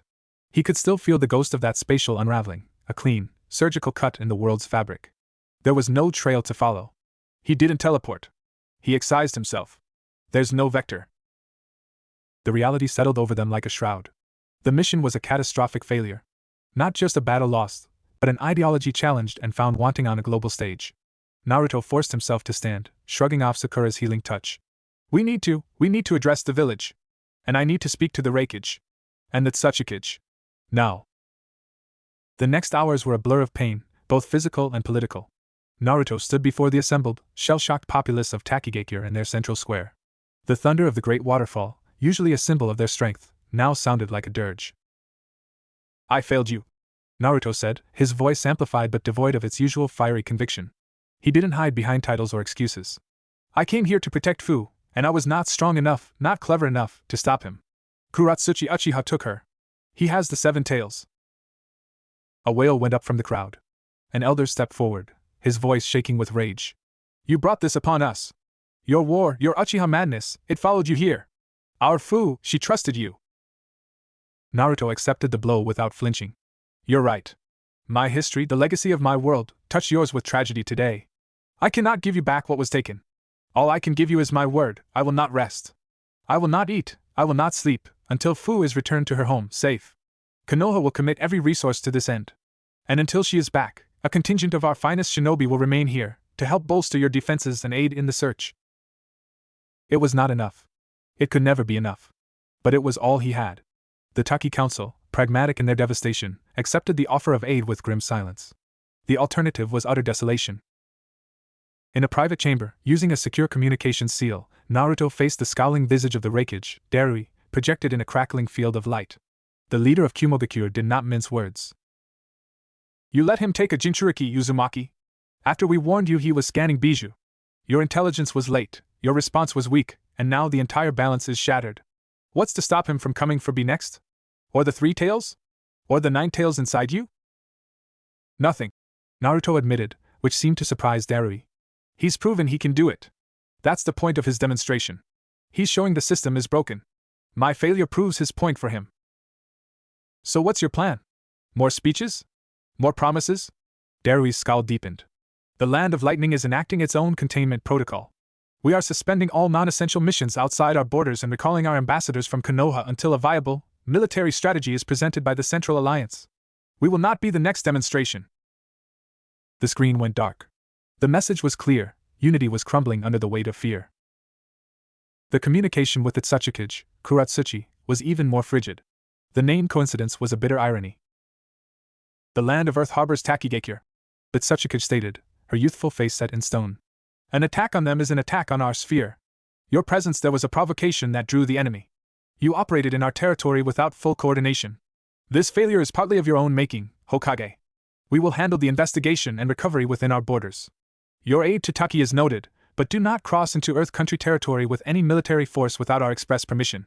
The era of Konoha dictating terms is over.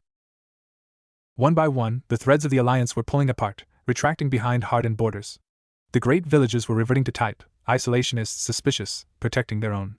Kuratsuchi Uchiha's first major strike hadn't just captured a tailed beast, it had captured the narrative. The fear was spreading, and with it, the very chaos he claimed to want to erase. The return to Konoha was a somber affair. Naruto didn't travel by rooftop flash. He walked through the main gate like any other returning shinobi, his head bowed. The village knew. News traveled faster than shinobi. The symbol on the mountain, now being slowly, artistically incorporated into a larger mural of Konoha's history by a team of stone shapers under careful direction, seemed to mock him. The flames of will consumed themselves. He went straight to the Hokage office, where Shikamaru waited with a stack of reports and a pot of terrible, overbrewed tea.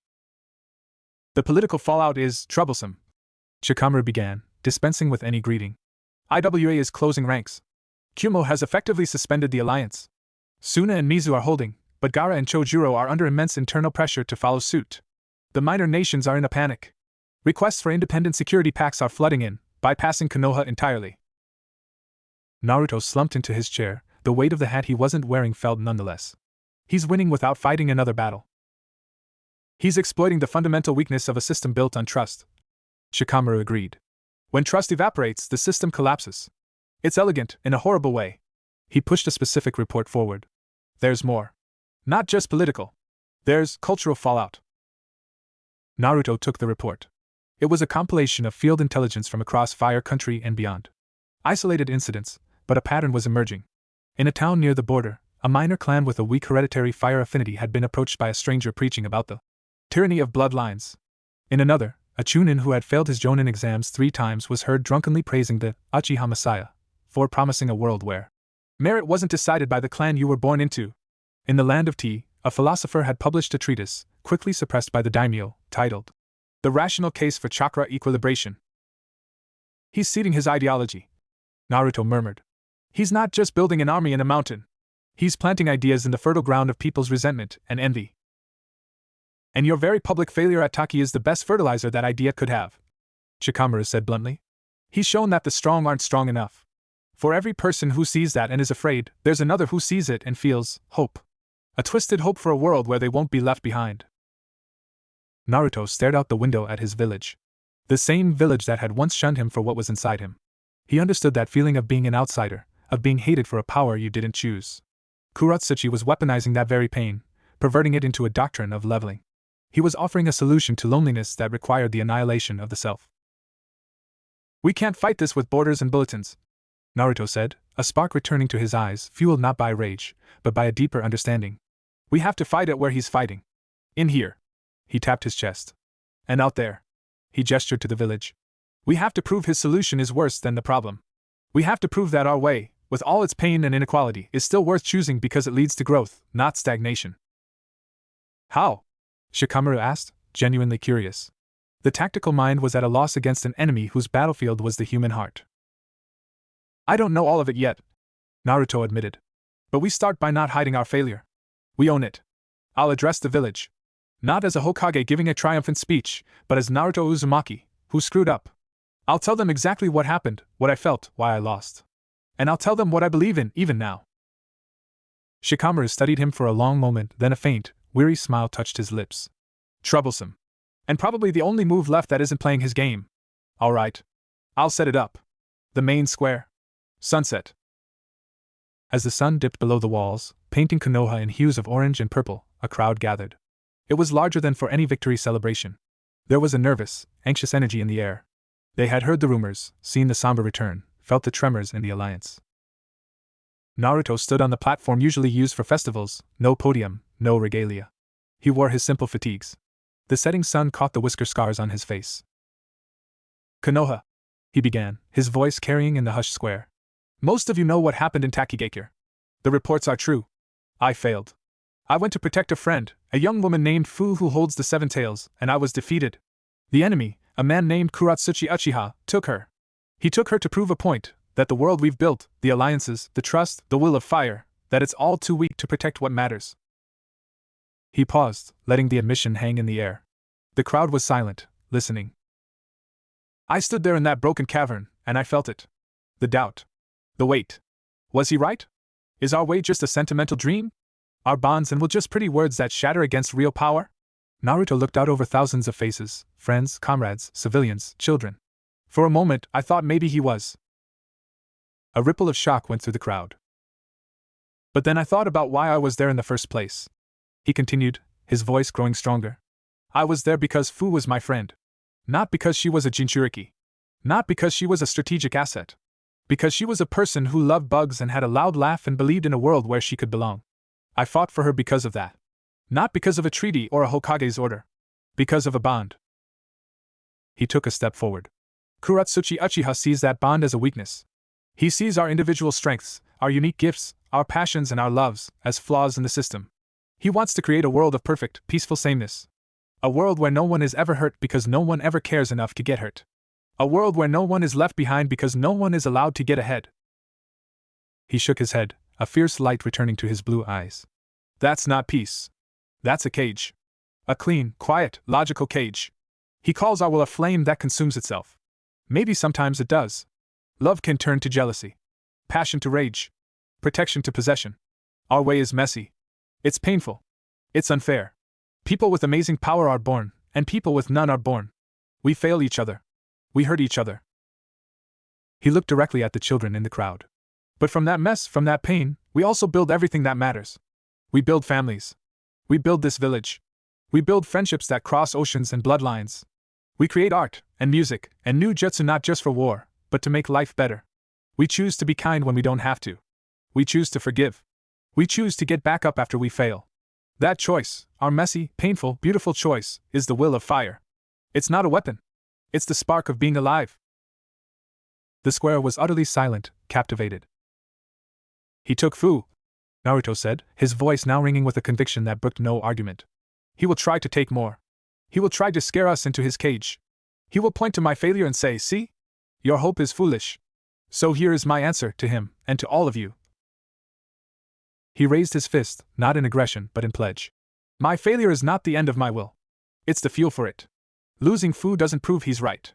It proves what she's worth fighting for. He wants a world without outliers. I am an outlier. He wants a world without Jinchuriki. I am a Jinchuriki. He wants a world where the strong don't protect the weak. Then I will be so strong that I can protect everyone. Not by making them all the same, but by making sure everyone has the chance to be themselves safely, proudly. The silence broke. Not into a cheer, but into a deep, resonant murmur of agreement. Tears were on some faces. Jaws were set in determination. The fear was still there, but it was now mixed with a defiant ember, fanned by his words. We will get Fu back, Naruto promised, the weight of the vow settling over the village like a mantle. We will face Kuratsuchi Uchiha and his order. And we will show him that the human heart isn't a bug to be fixed. It's the one thing his perfect logic can never account for. Because it can choose. And we choose this. We choose each other. We choose Konoha. This time, the cheer did come. It was not the roar of a battlefield victory, but a deeper, more solid sound, the sound of a people reaffirming their identity in the face of extinction. As Naruto stepped down, Shikamaru fell in beside him. Not bad. You might have just stopped the rot. For now. It's a start, Naruto said, watching the crowd disperse, their postures straighter, their conversations animated. But he won't stop. His next move will be bigger. He has to prove my speech is just more sentiment. What are you thinking? Shikamaru asked. Naruto's gaze turned towards the Hokage mountain, to the symbol being woven into the stone. He needs to discredit me completely. To prove the spark is useless. He'll come for the biggest spark he can find. The one that lights up the whole world. Shikamaru's eyes widened in understanding. The Nine Tails. You. He's going to come for you, Naruto. Not to capture you in some hidden cave. To beat you. In public. To make a spectacle of breaking the will of fire itself. Naruto nodded, a grim smile touching his lips. The doubt was gone, burned away in the crucible of his own speech. Let him try. He thinks my will is a flame that consumes itself. He's about to learn what happens when that flame is forged in the hearts of everyone who believes in it. It doesn't consume itself. It becomes a sun. He looked at Shikamaru, the strategist. We have work to do. He's picking the battlefield. We're going to prepare it. And we're going to turn his final demonstration into his first, and last, mistake. The night deepened over Konoha, but the village felt brighter than it had in days. The fissure of fear was still there, running through the shinobi world. But in one village, at least, it had been crossed not by a bridge of logic, but by a leap of shared faith. The war for the future had entered a new phase. The phase of defiance. Chapter 6: The Forge of Defiance. The resolve sparked in Konoha's central square did not dissipate with the night. It hardened. Naruto's raw, unvarnished admission of failure and his defiant recommitment had a paradoxical effect. It made his leadership feel more real, more human, and thus more trustworthy. The village didn't see a weakened Hokage.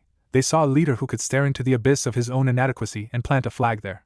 The symbol on the mountain, once a mark of violation, was now referred to by the stone shapers as the unbroken seal. The story was being rewritten, one act of collective will at a time. But defiance alone was not a strategy. In the Hokage's office at dawn, Naruto, Shikamaru, Kakashi, and Sakura pored over maps and intelligence. The mood was different, grim, but focused. The paralysis of the previous days burned away. He'll come for you, Naruto, Kakashi reiterated, tracing a line on a map of the Fire Country. Publicly. Spectacularly. He needs to break the symbol you've become. The question is where and when. He'll want maximum psychological impact. An isolated location minimizes witnesses. Shikamaru mused, his fingers forming a steeple. But he wants to demoralize the world, not just defeat you. He'll want an audience. Somewhere symbolic. Somewhere that represents the old order. The Valley of the End, Sakura said softly. The name landed in the room like a stone. The site of the final battle between Hashirama Senju and Madara Uchiha. The birthplace of Konoha's modern mythos. It's the perfect theater. The legacy of the founders. The clash of ideologies made stone. Naruto looked at the map. The valley lay on the border between the land of fire and the land of sound, a no-man's land of colossal statues and deep waters. It was remote enough for a cataclysmic battle, yet known to every shinobi in the world. A stage set by history. He'll expect us to expect that, Shikamaru countered. He's logical to a fault.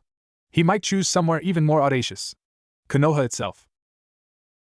No, Naruto said, his voice certain. He wants to dismantle the system, not just destroy a village. Destroying Konoha in a direct attack would rally the world against him, create a martyr. He wants to prove the system is obsolete, not evil. The valley, it's a statement. He, the perfected son of Madara, will finish the fight his father began, and this time, he'll win not with hatred, but with cold reason. He'll defeat the heir of Hashirama's dream on its own hallowed ground. He looked up, his eyes sharp. He'll announce it.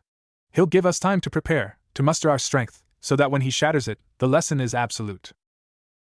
As if summoned by his prediction, a messenger hawk with midnight black feathers, a breed not used by any of the great villages, swooped through the open window, dropping a single, stark white scroll on the desk before perching silently on the back of a chair. There was no seal, only a single character etched in black, reason, logic. Naruto unrolled it. The handwriting was precise, calligraphic, devoid of flourish. To Naruto Uzumaki, 7th Hokage. Your public reaffirmation of an unsustainable paradigm was statistically predictable. Emotional recalibration is a common response to systemic trauma. It changes nothing. The capture of the Seven Tails was proof of concept A. The subsequent fragmentation of your alliance is proof of concept B. The data is conclusive. The current shinobi system cannot ensure its own perpetuation. It relies on unsustainable variables, individual morality, fleeting trust, and the cyclical nature of charismatic leadership. You represent the pinnacle of these variables. Your defeat is the necessary final proof to catalyze global acceptance of the new equilibrium. I therefore issue a formal challenge. In 7 days, at noon, I will await you at the Valley of the End. A decisive engagement. You may bring any forces you deem necessary. I will come alone. This is not an ambush, it is a controlled experiment. The outcome will be broadcast via chakra resonance to every major population center and shinobi outpost in the 5 great nations. If you are victorious, you will have proven the old system's capacity for self-correction. I will surrender the 7 tails and submit to your judgment. If I am victorious, you will publicly acknowledge the failure of your ideology and order the standing down of all shinobi forces, allowing for the peaceful implementation of the chakra equilibration protocols.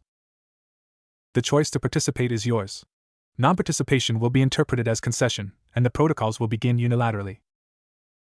Kuratsuchi Uchiha. The room was silent, the audacity of the document sucking the air from it. A duel for the fate of the world. Televised. He's insane, Sakura breathed. He's utterly logical, Shikamaru corrected, his mind racing. He's calculated that a public, ritualized defeat of Naruto is the most efficient path to global acquiescence. He's offering a clean, binary solution. He's framing chaos as a choice. And by offering terms, he looks reasonable. If we refuse, we look afraid of the truth. If we accept and lose, we hand him the world on a silver platter, Kakashi finished. Naruto stared at the scroll. The arrogance was staggering. The cold confidence was absolute. He was being treated as a specimen in a lab, his final resistance a scheduled part of the experiment.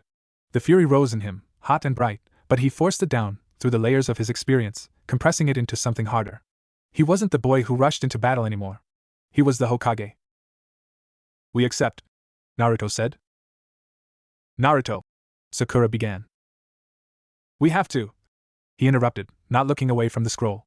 He's right about one thing, refusing looks like concession. It surrenders the narrative completely. This is the battlefield he's chosen. We can't change that. But we can prepare for it. And we can change the experiment. He finally looked up, and his eyes held a light they hadn't since the war, a strategic, calculating fire. He thinks he's facing one variable, me? He's facing all of us. He said I can bring any forces I deem necessary. He expects an army. We'll give him one. But not the kind he expects. Over the next 6 days, Konoha became a different kind of forge. Not of weapons, but of will. Naruto's plan, formulated with Shikamaru's ruthless logic and Kakashi's experiential wisdom, was unorthodox and all-consuming. First, the broadcast, Shikamaru, working with the Yamanaka and Nara clans, along with every Fuinjutsu expert in the village, began reverse-engineering Kuratsuchi's proposed chakra resonance broadcast. If he was going to send a signal, they would hijack it. They wouldn't just receive, they would amplify and, if possible, feed their own counter-narrative. Ino took charge of a team tasked with preparing a psychic buffer, a collective mental shield for the civilian populations to dampen the potential psychological impact of witnessing a potentially horrific defeat. Second, the team, Naruto, did not call for a legion of soldiers. He sent specific, personal summons. A hawk went to the last known coordinates of Sasuke Uchiha.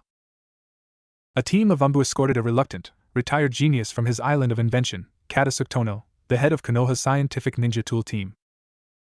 A request, not an order, was sent to the 2 remaining Sannin, Tsunade, who grumbled but immediately began preparing a mobile field hospital the size of a small fortress, and Jiraiya's legacy. His network of informants was activated to monitor global sentiment and any movement from the area. Third, the preparation. Naruto did not spend the days in isolated meditation or frantic training.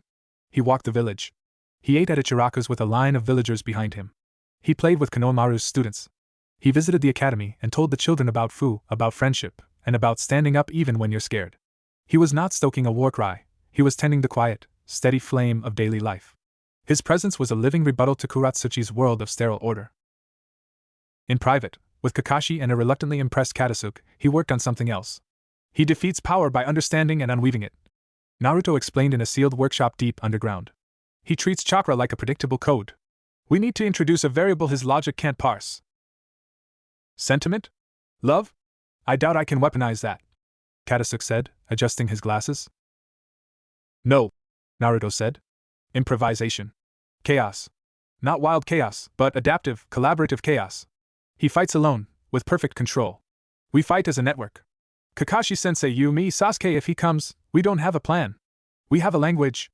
A way of fighting together without signals, without prearrangement. We need tools that facilitate that, not direct it. Katasuke's eyes lit up with a mad scientist's gleam. A chakra-linking communication matrix that operates on subconscious, reflexive patterns? A system that turns shared experience into tactical synergy? That's theoretically possible with the Nine-Tails chakra as a catalyst and carrier wave. And so they worked. On devices no larger than wristbands, designed not to boost power, but to sync intent. On the 5th day, Sasuke returned. He appeared on the training ground where Naruto was working with Katasuke, his presence as sudden as a drop in pressure. He looked at Naruto, then at the schematics. Madara's son, Sasuke said, his single eye narrowing. You should have called me sooner. I needed to know what we were facing first, Naruto replied, not looking up from a calibration seal. He's not like you. His Sharingan, it's different. Evolved for analysis, not combat. He unpicks jutsu like untying knots. Sasuke was silent for a moment. The Uchiha curse was always the weight of legacy. The choice between love and power. He seems to have rejected both for calculation. It is a hollow path, but a dangerous one. He looked at the wristband device. What is this? A way to fight like we used to, Naruto said, finally meeting his gaze. Without talking. To be unpredictable not because we're wild, but because we're connected. He can't model that.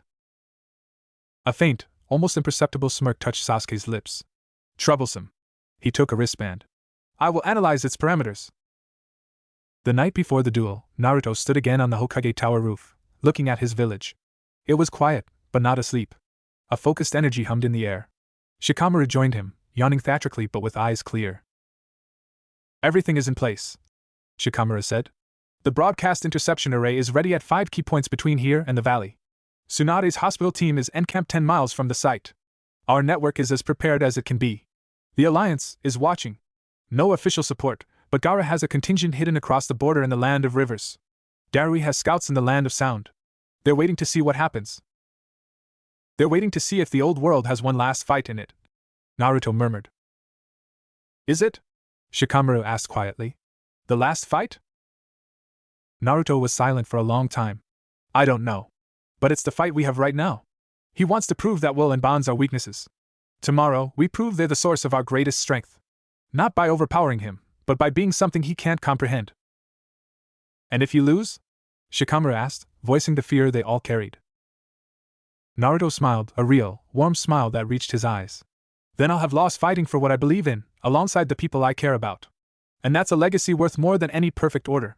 He can have my surrender, but he can never have my choice. And as long as one person in the world remembers that choice, his victory will never be complete. Shikamaru sighed, a sound of fond exasperation. Troublesome. Sentimental. And probably the only thing that might actually work.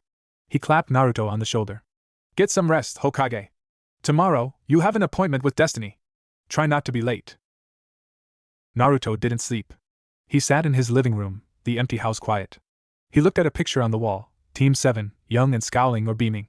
He thought of Iruka, of Jiraiya, of his parents. He thought of Fu, trapped in her sphere of light. He thought of every person in Konoha who had trusted him with their safety, their dreams. He wasn't afraid of losing his life. He was afraid of failing them. But that fear, he realized, was not a weakness. It was the compass that had always pointed him true. It was the fuel for his will. As the first gray light of dawn touched the windows, he stood, feeling not the frantic energy of youth, but a deep, solid calm. He was Naruto Uzumaki. He was the Hokage. He was a friend. He was a believer. He fastened the simple wristband device onto his arm. He pulled on his flak jacket over his orange shirt. He did not wear the Hokage robe. This was not a formal appearance. This was a brawl for the soul of the future. He met his team at the gate. Kakashi, Sakura, Sasuke. Sai was already in the air on an ink bird, part of the broadcast and surveillance net. Lee, Tenten, and Niji's successor from the Hyuga clan were part of the perimeter security. Shikamaru would coordinate from Konoha, the nerve center. No grand speeches were made. They looked at each other, and everything that needed to be said was communicated in a glance, a nod, a shared breath. The weight of history was on them, but they carried it together. Let's go, Naruto said, his voice steady. Let's go get our friend back. As they flashed into the trees, moving as one unit towards the Valley of the End, the sun broke over the horizon, setting the sky ablaze. It was the dawn of the 7th day. The forge had done its work. The metal of their defiance was tempered, not in the fire of hatred, but in the steady, enduring heat of shared purpose. They were not just going to a duel. They were carrying the light of their world into the heart of the coming dark, to see which would give way. Chapter 7, The Valley of Reason. The Valley of the End was a monument to myth.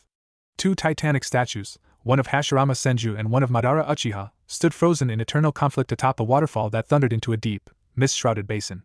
The air itself felt heavy with old blood and older chakra, saturated with the echoes of the clash that had defined the modern shinobi world.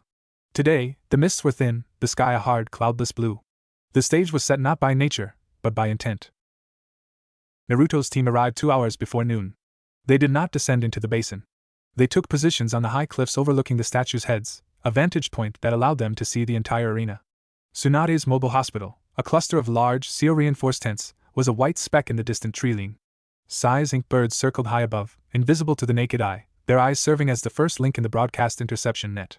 Kakashi, Sakura, and Sasuke fanned out, each holding a position that formed a loose triangle around the central basin, not to attack, but to observe, to support, to be the network's nodes. Naruto stood alone on the stone head of Hashirama Senju, the wind tugging at his clothes. He felt the immense, solemn presence of the stone founder beneath his feet. We're both orphans of a sort, he thought, not to the statue, but to the memory it represented. Both trying to build something from the ashes of war. He had a brother in arms who became his greatest enemy. I have one who became my greatest ally. Maybe that's the difference a generation can make. He closed his eyes, extending his sage perception. The valley teemed with natural energy, but it was turbulent, shaped by the violent history of the place. He felt the chakra of his friends, bright and familiar points in the chaos. He felt the distant hum of Tsunade's medical seals. He felt the cold, precise energy of Sai's constructs. And he felt the void. It didn't approach.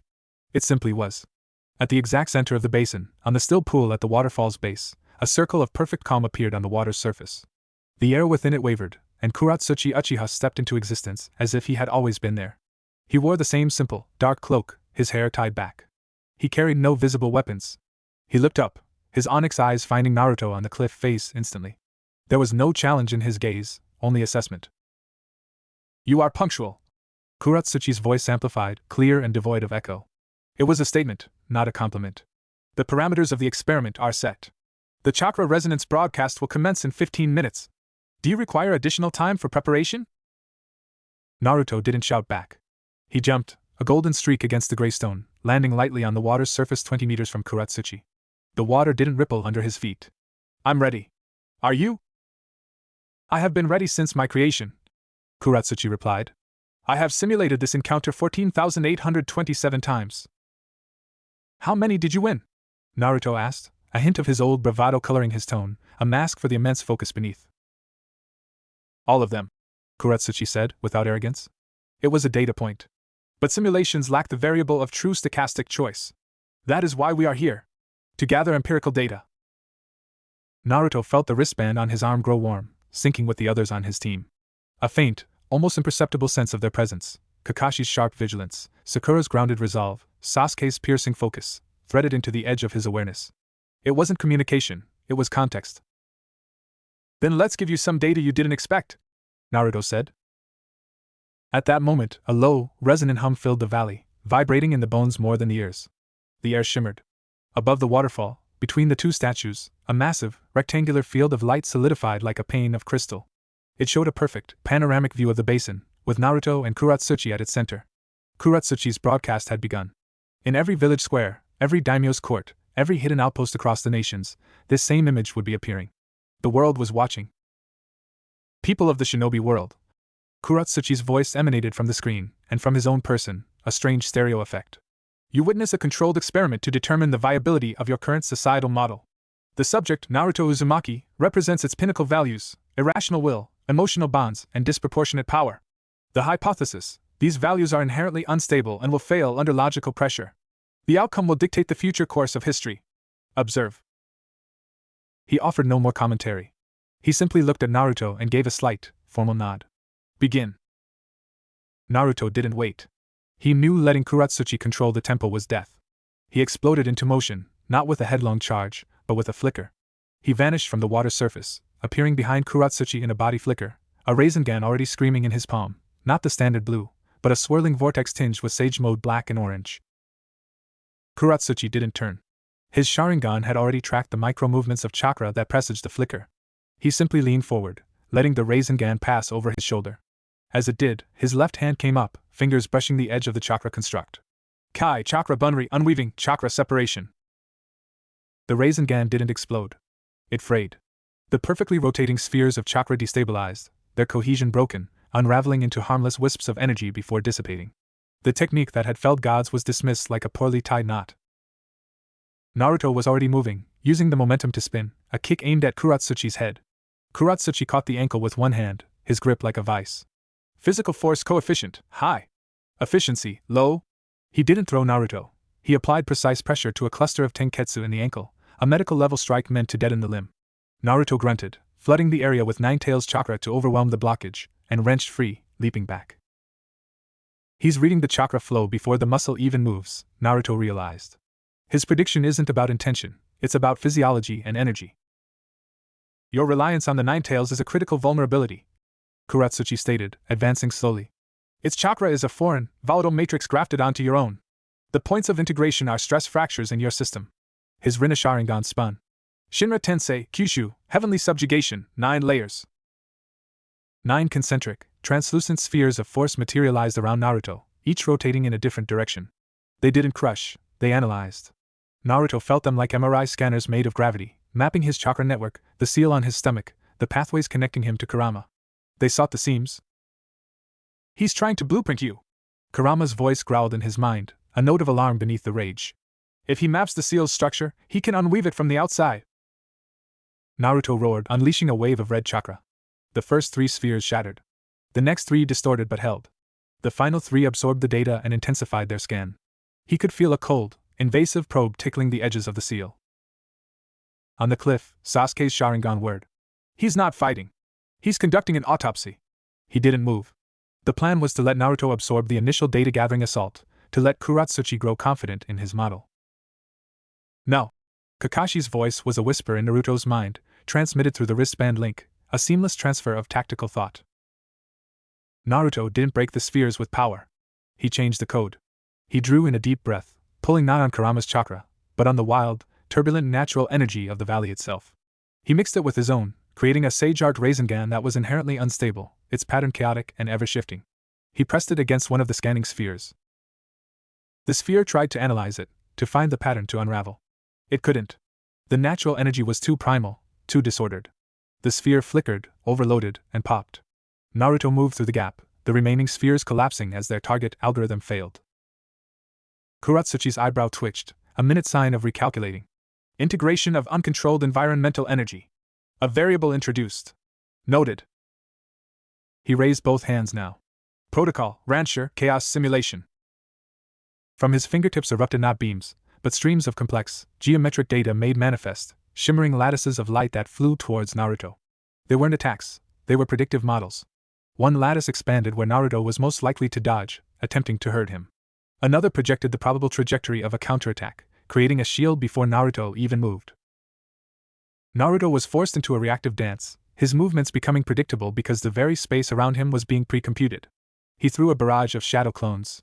The lattices instantly calculated the statistical probability of which was real and focused on the 6 most likely candidates, ignoring the others. They were right. They pinpointed the real Naruto instantly. He was being outthought in 4 dimensions. He's a chess master playing 30 moves ahead. Sakura's voice came through the link, laced with frustration. We need to break the board. Sasuke, Naruto thought, and the intent flowed through the wristband. On the opposite cliff, Sasuke's Rinnegan glowed. He didn't attack Kuratsuchi. He targeted the environment. A Minotajikura. Space swapped. The massive stone head of Madara's statue, 50 meters tall, was instantly transposed with a large buster from the cliffside, appearing directly above Kuratsuchi, plummeting down with catastrophic force. Kuratsuchi didn't look up. His Sharingan calculated mass, velocity, trajectory. He pointed a finger. Bansho Tenin Universal Pull. But he didn't pull the stone. He pulled the space beneath it. The falling statue head didn't accelerate. It was relocated, appearing harmlessly 50 meters to the left, crashing into the basin with a world-shaking impact that sent a tidal wave across the pool. The shockwave, however, was part of the plan. As the water surged, Kakashi, hidden by the mist and spray, emerged from a water clone within the wave itself, Chidori screaming in his hand, aimed at Kuratsuchi's blind spot, the microsecond after a major spatial manipulation. Kuratsuchi's head turned. Kakashi Hatake, the copy ninja. Your data is extensive. He didn't block. He intercepted. A small, perfectly formed orb of distorted gravity appeared in the path of the Chidori. The lightning blade struck it and was sucked into a pinpoint singularity, extinguishing without a sound. The recoil from the cancelled momentum wrenched Kakashi's arm. Kuratsuchi's other hand was already coming up, fingers poised for a chakra network severing strike. A pink blur intercepted. Sakura, moving with the speed of her 100 healing seal, landed between them, her fist slamming into the ground. Yakushi no Tate! The pharmacist's shield. The earth didn't just crack, it erupted in a precise, controlled geyser of rock and mud, not to hit Kuratsuchi, but to create a dense, chakra-infused particulate cloud between him and Kakashi. The particles were charged with Sakura's medical chakra, designed to interfere with chakra sensing and visual clarity. For a fraction of a second, the Rinna Sharingan's perfect vision was fogged. That was the window. Naruto and Sasuke moved as one. Not with a signal. Through the wristband link, their shared intent, formed over a lifetime of rivalry and partnership, became a single vector. Naruto formed a tailed beast bomb Raisin Shuriken, a son of swirling annihilation. But he didn't throw it at Kuratsuchi. He threw it above him. Sasuke, his Rinnegan blazing, used the Minotajikura again. But not on an object. On a concept. He swapped the trajectory of the Raisin Shuriken with the position of the massive waterfall. The waterfall, millions of gallons of water falling with immense force, suddenly appeared in a horizontal column, smashing into Kuratsuchi from the side with the power of a geologic event. At the same instant, the Raisin Shuriken, now on a vertical path, screamed down from above. Caught between two forces of nature, one physical, one chakric, Kuratsuchi had no clean spatial solution. He couldn't relocate both. For the first time, his calm expression shifted to one of intense, rapid calculation. He made a choice. He raised both hands, palms out. Shinra Tensei, Ryoiki, Heavenly Subjugation, Domain. A perfect sphere of absolute negation expanded from him. It wasn't a push, it was an erasure. The horizontal waterfall and the descending Raisin Shuriken both struck the sphere's boundary and ceased. Not deflected, not destroyed. Their chakra structures and physical momentum were nullified. The water fell as harmless rain. The Raisin Shuriken dissipated into inert light. The effort was visible. A faint sheen of sweat appeared on Kuratsuchi's brow. The sphere collapsed after holding for only 2 seconds. The technique had cost him. Naruto landed on the churning water, panting. Kakashi and Sakura regrouped beside him. Sasuke landed silently a few paces away. The 4 of them faced Kuratsuchi across the turbulent pool. The broadcast screen showed it all in crystal clarity. The world watched the son of Madara forced to use a defensive technique, watched the legendary Team 7 reassemble not as a memory, but as a living weapon. Kuratsuchi smoothed his cloak, his breathing slightly elevated. Collaborative improvisation. Synergistic tactics derived from deep relational history. A higher-order variable. My simulations accounted for coordinated attack, but not for this level of intuitive synergy. The data is valuable. He looked at them, his eyes calculating. But it is still a finite resource. Your bond is a unique algorithm. It cannot be replicated across the entire system. It is, itself, an outlier. And outliers must be corrected. He brought his hands together in a single, sharp clap. The sound was wrong. It didn't echo. It absorbed. The very light in the valley seemed to dim, pulled towards him. His Rinne Sharingan blazed with a light that hurt to look at, the concentric rings spinning into a hypnotic vortex. You have shown me the peak of the old world's potential, Kuratsuchi intoned, his voice now layered, resonating with power. It is impressive. And it is not enough. I will now demonstrate the power of the new world. Not born of conflict or bonds, but of pure, undistorted understanding. He raised a hand towards the sky. Jinchuriki no Cape, Koryu, the Jinchuriki's prison, capture. The space above the pool shattered. Not like breaking glass, but like a spider web of black cracks appearing in reality. From those cracks, 7 spheres of light descended, orbiting him. In each sphere, a form was visible, suspended, Fu and Chomei, the 7 tails, the unconscious forms of Yujito-ni, 2 tails, Yagura, 3 tails, Rashi, 4 tails, Han, 5 tails, and Yutakata, 6 tails. He had them all. Not just Fu. Every Jinchuriki and tailed beast not currently in a great village's direct protection. He had been busy. These are the imbalances, Kuratsuchi declared to the watching world. Concentrations of power that distort all equations. Their extraction was necessary. Observe their final utility. The spheres began to glow, pulsing. Thin streams of condensed, rainbow-hued chakra, the pure, raw energy of the tailed beasts, began to siphon from them, flowing into Kuratsuchi. He wasn't absorbing them, he was channeling them, using them as a battery, a power source for something else. His form began to change. Not growing larger, but becoming denser. His skin took on a faint, mother-of-pearl luminescence. The tomo in his Sharingan detached, orbiting the pupils like tiny, black planets. The air around him crystallized with frost, not of cold, but of order, a perfect, mathematical stillness that deadened sound and sensation. This is the power of equilibration, he said, his voice now the hum of a dying star. Not to destroy power, but to render it inert, to wield it as a universal solvent against the chaos of will. Your bonds, your emotions, your unique chakra, they are irregularities in the smooth fabric of existence. I will now smooth them. He looked at Team 7, and for the first time, there was something in his eyes besides calculation. It was a kind of pity. Your experiment is over. The hypothesis is confirmed. Now, witness the conclusion. He pointed a single finger at Naruto. Nothing visible emerged.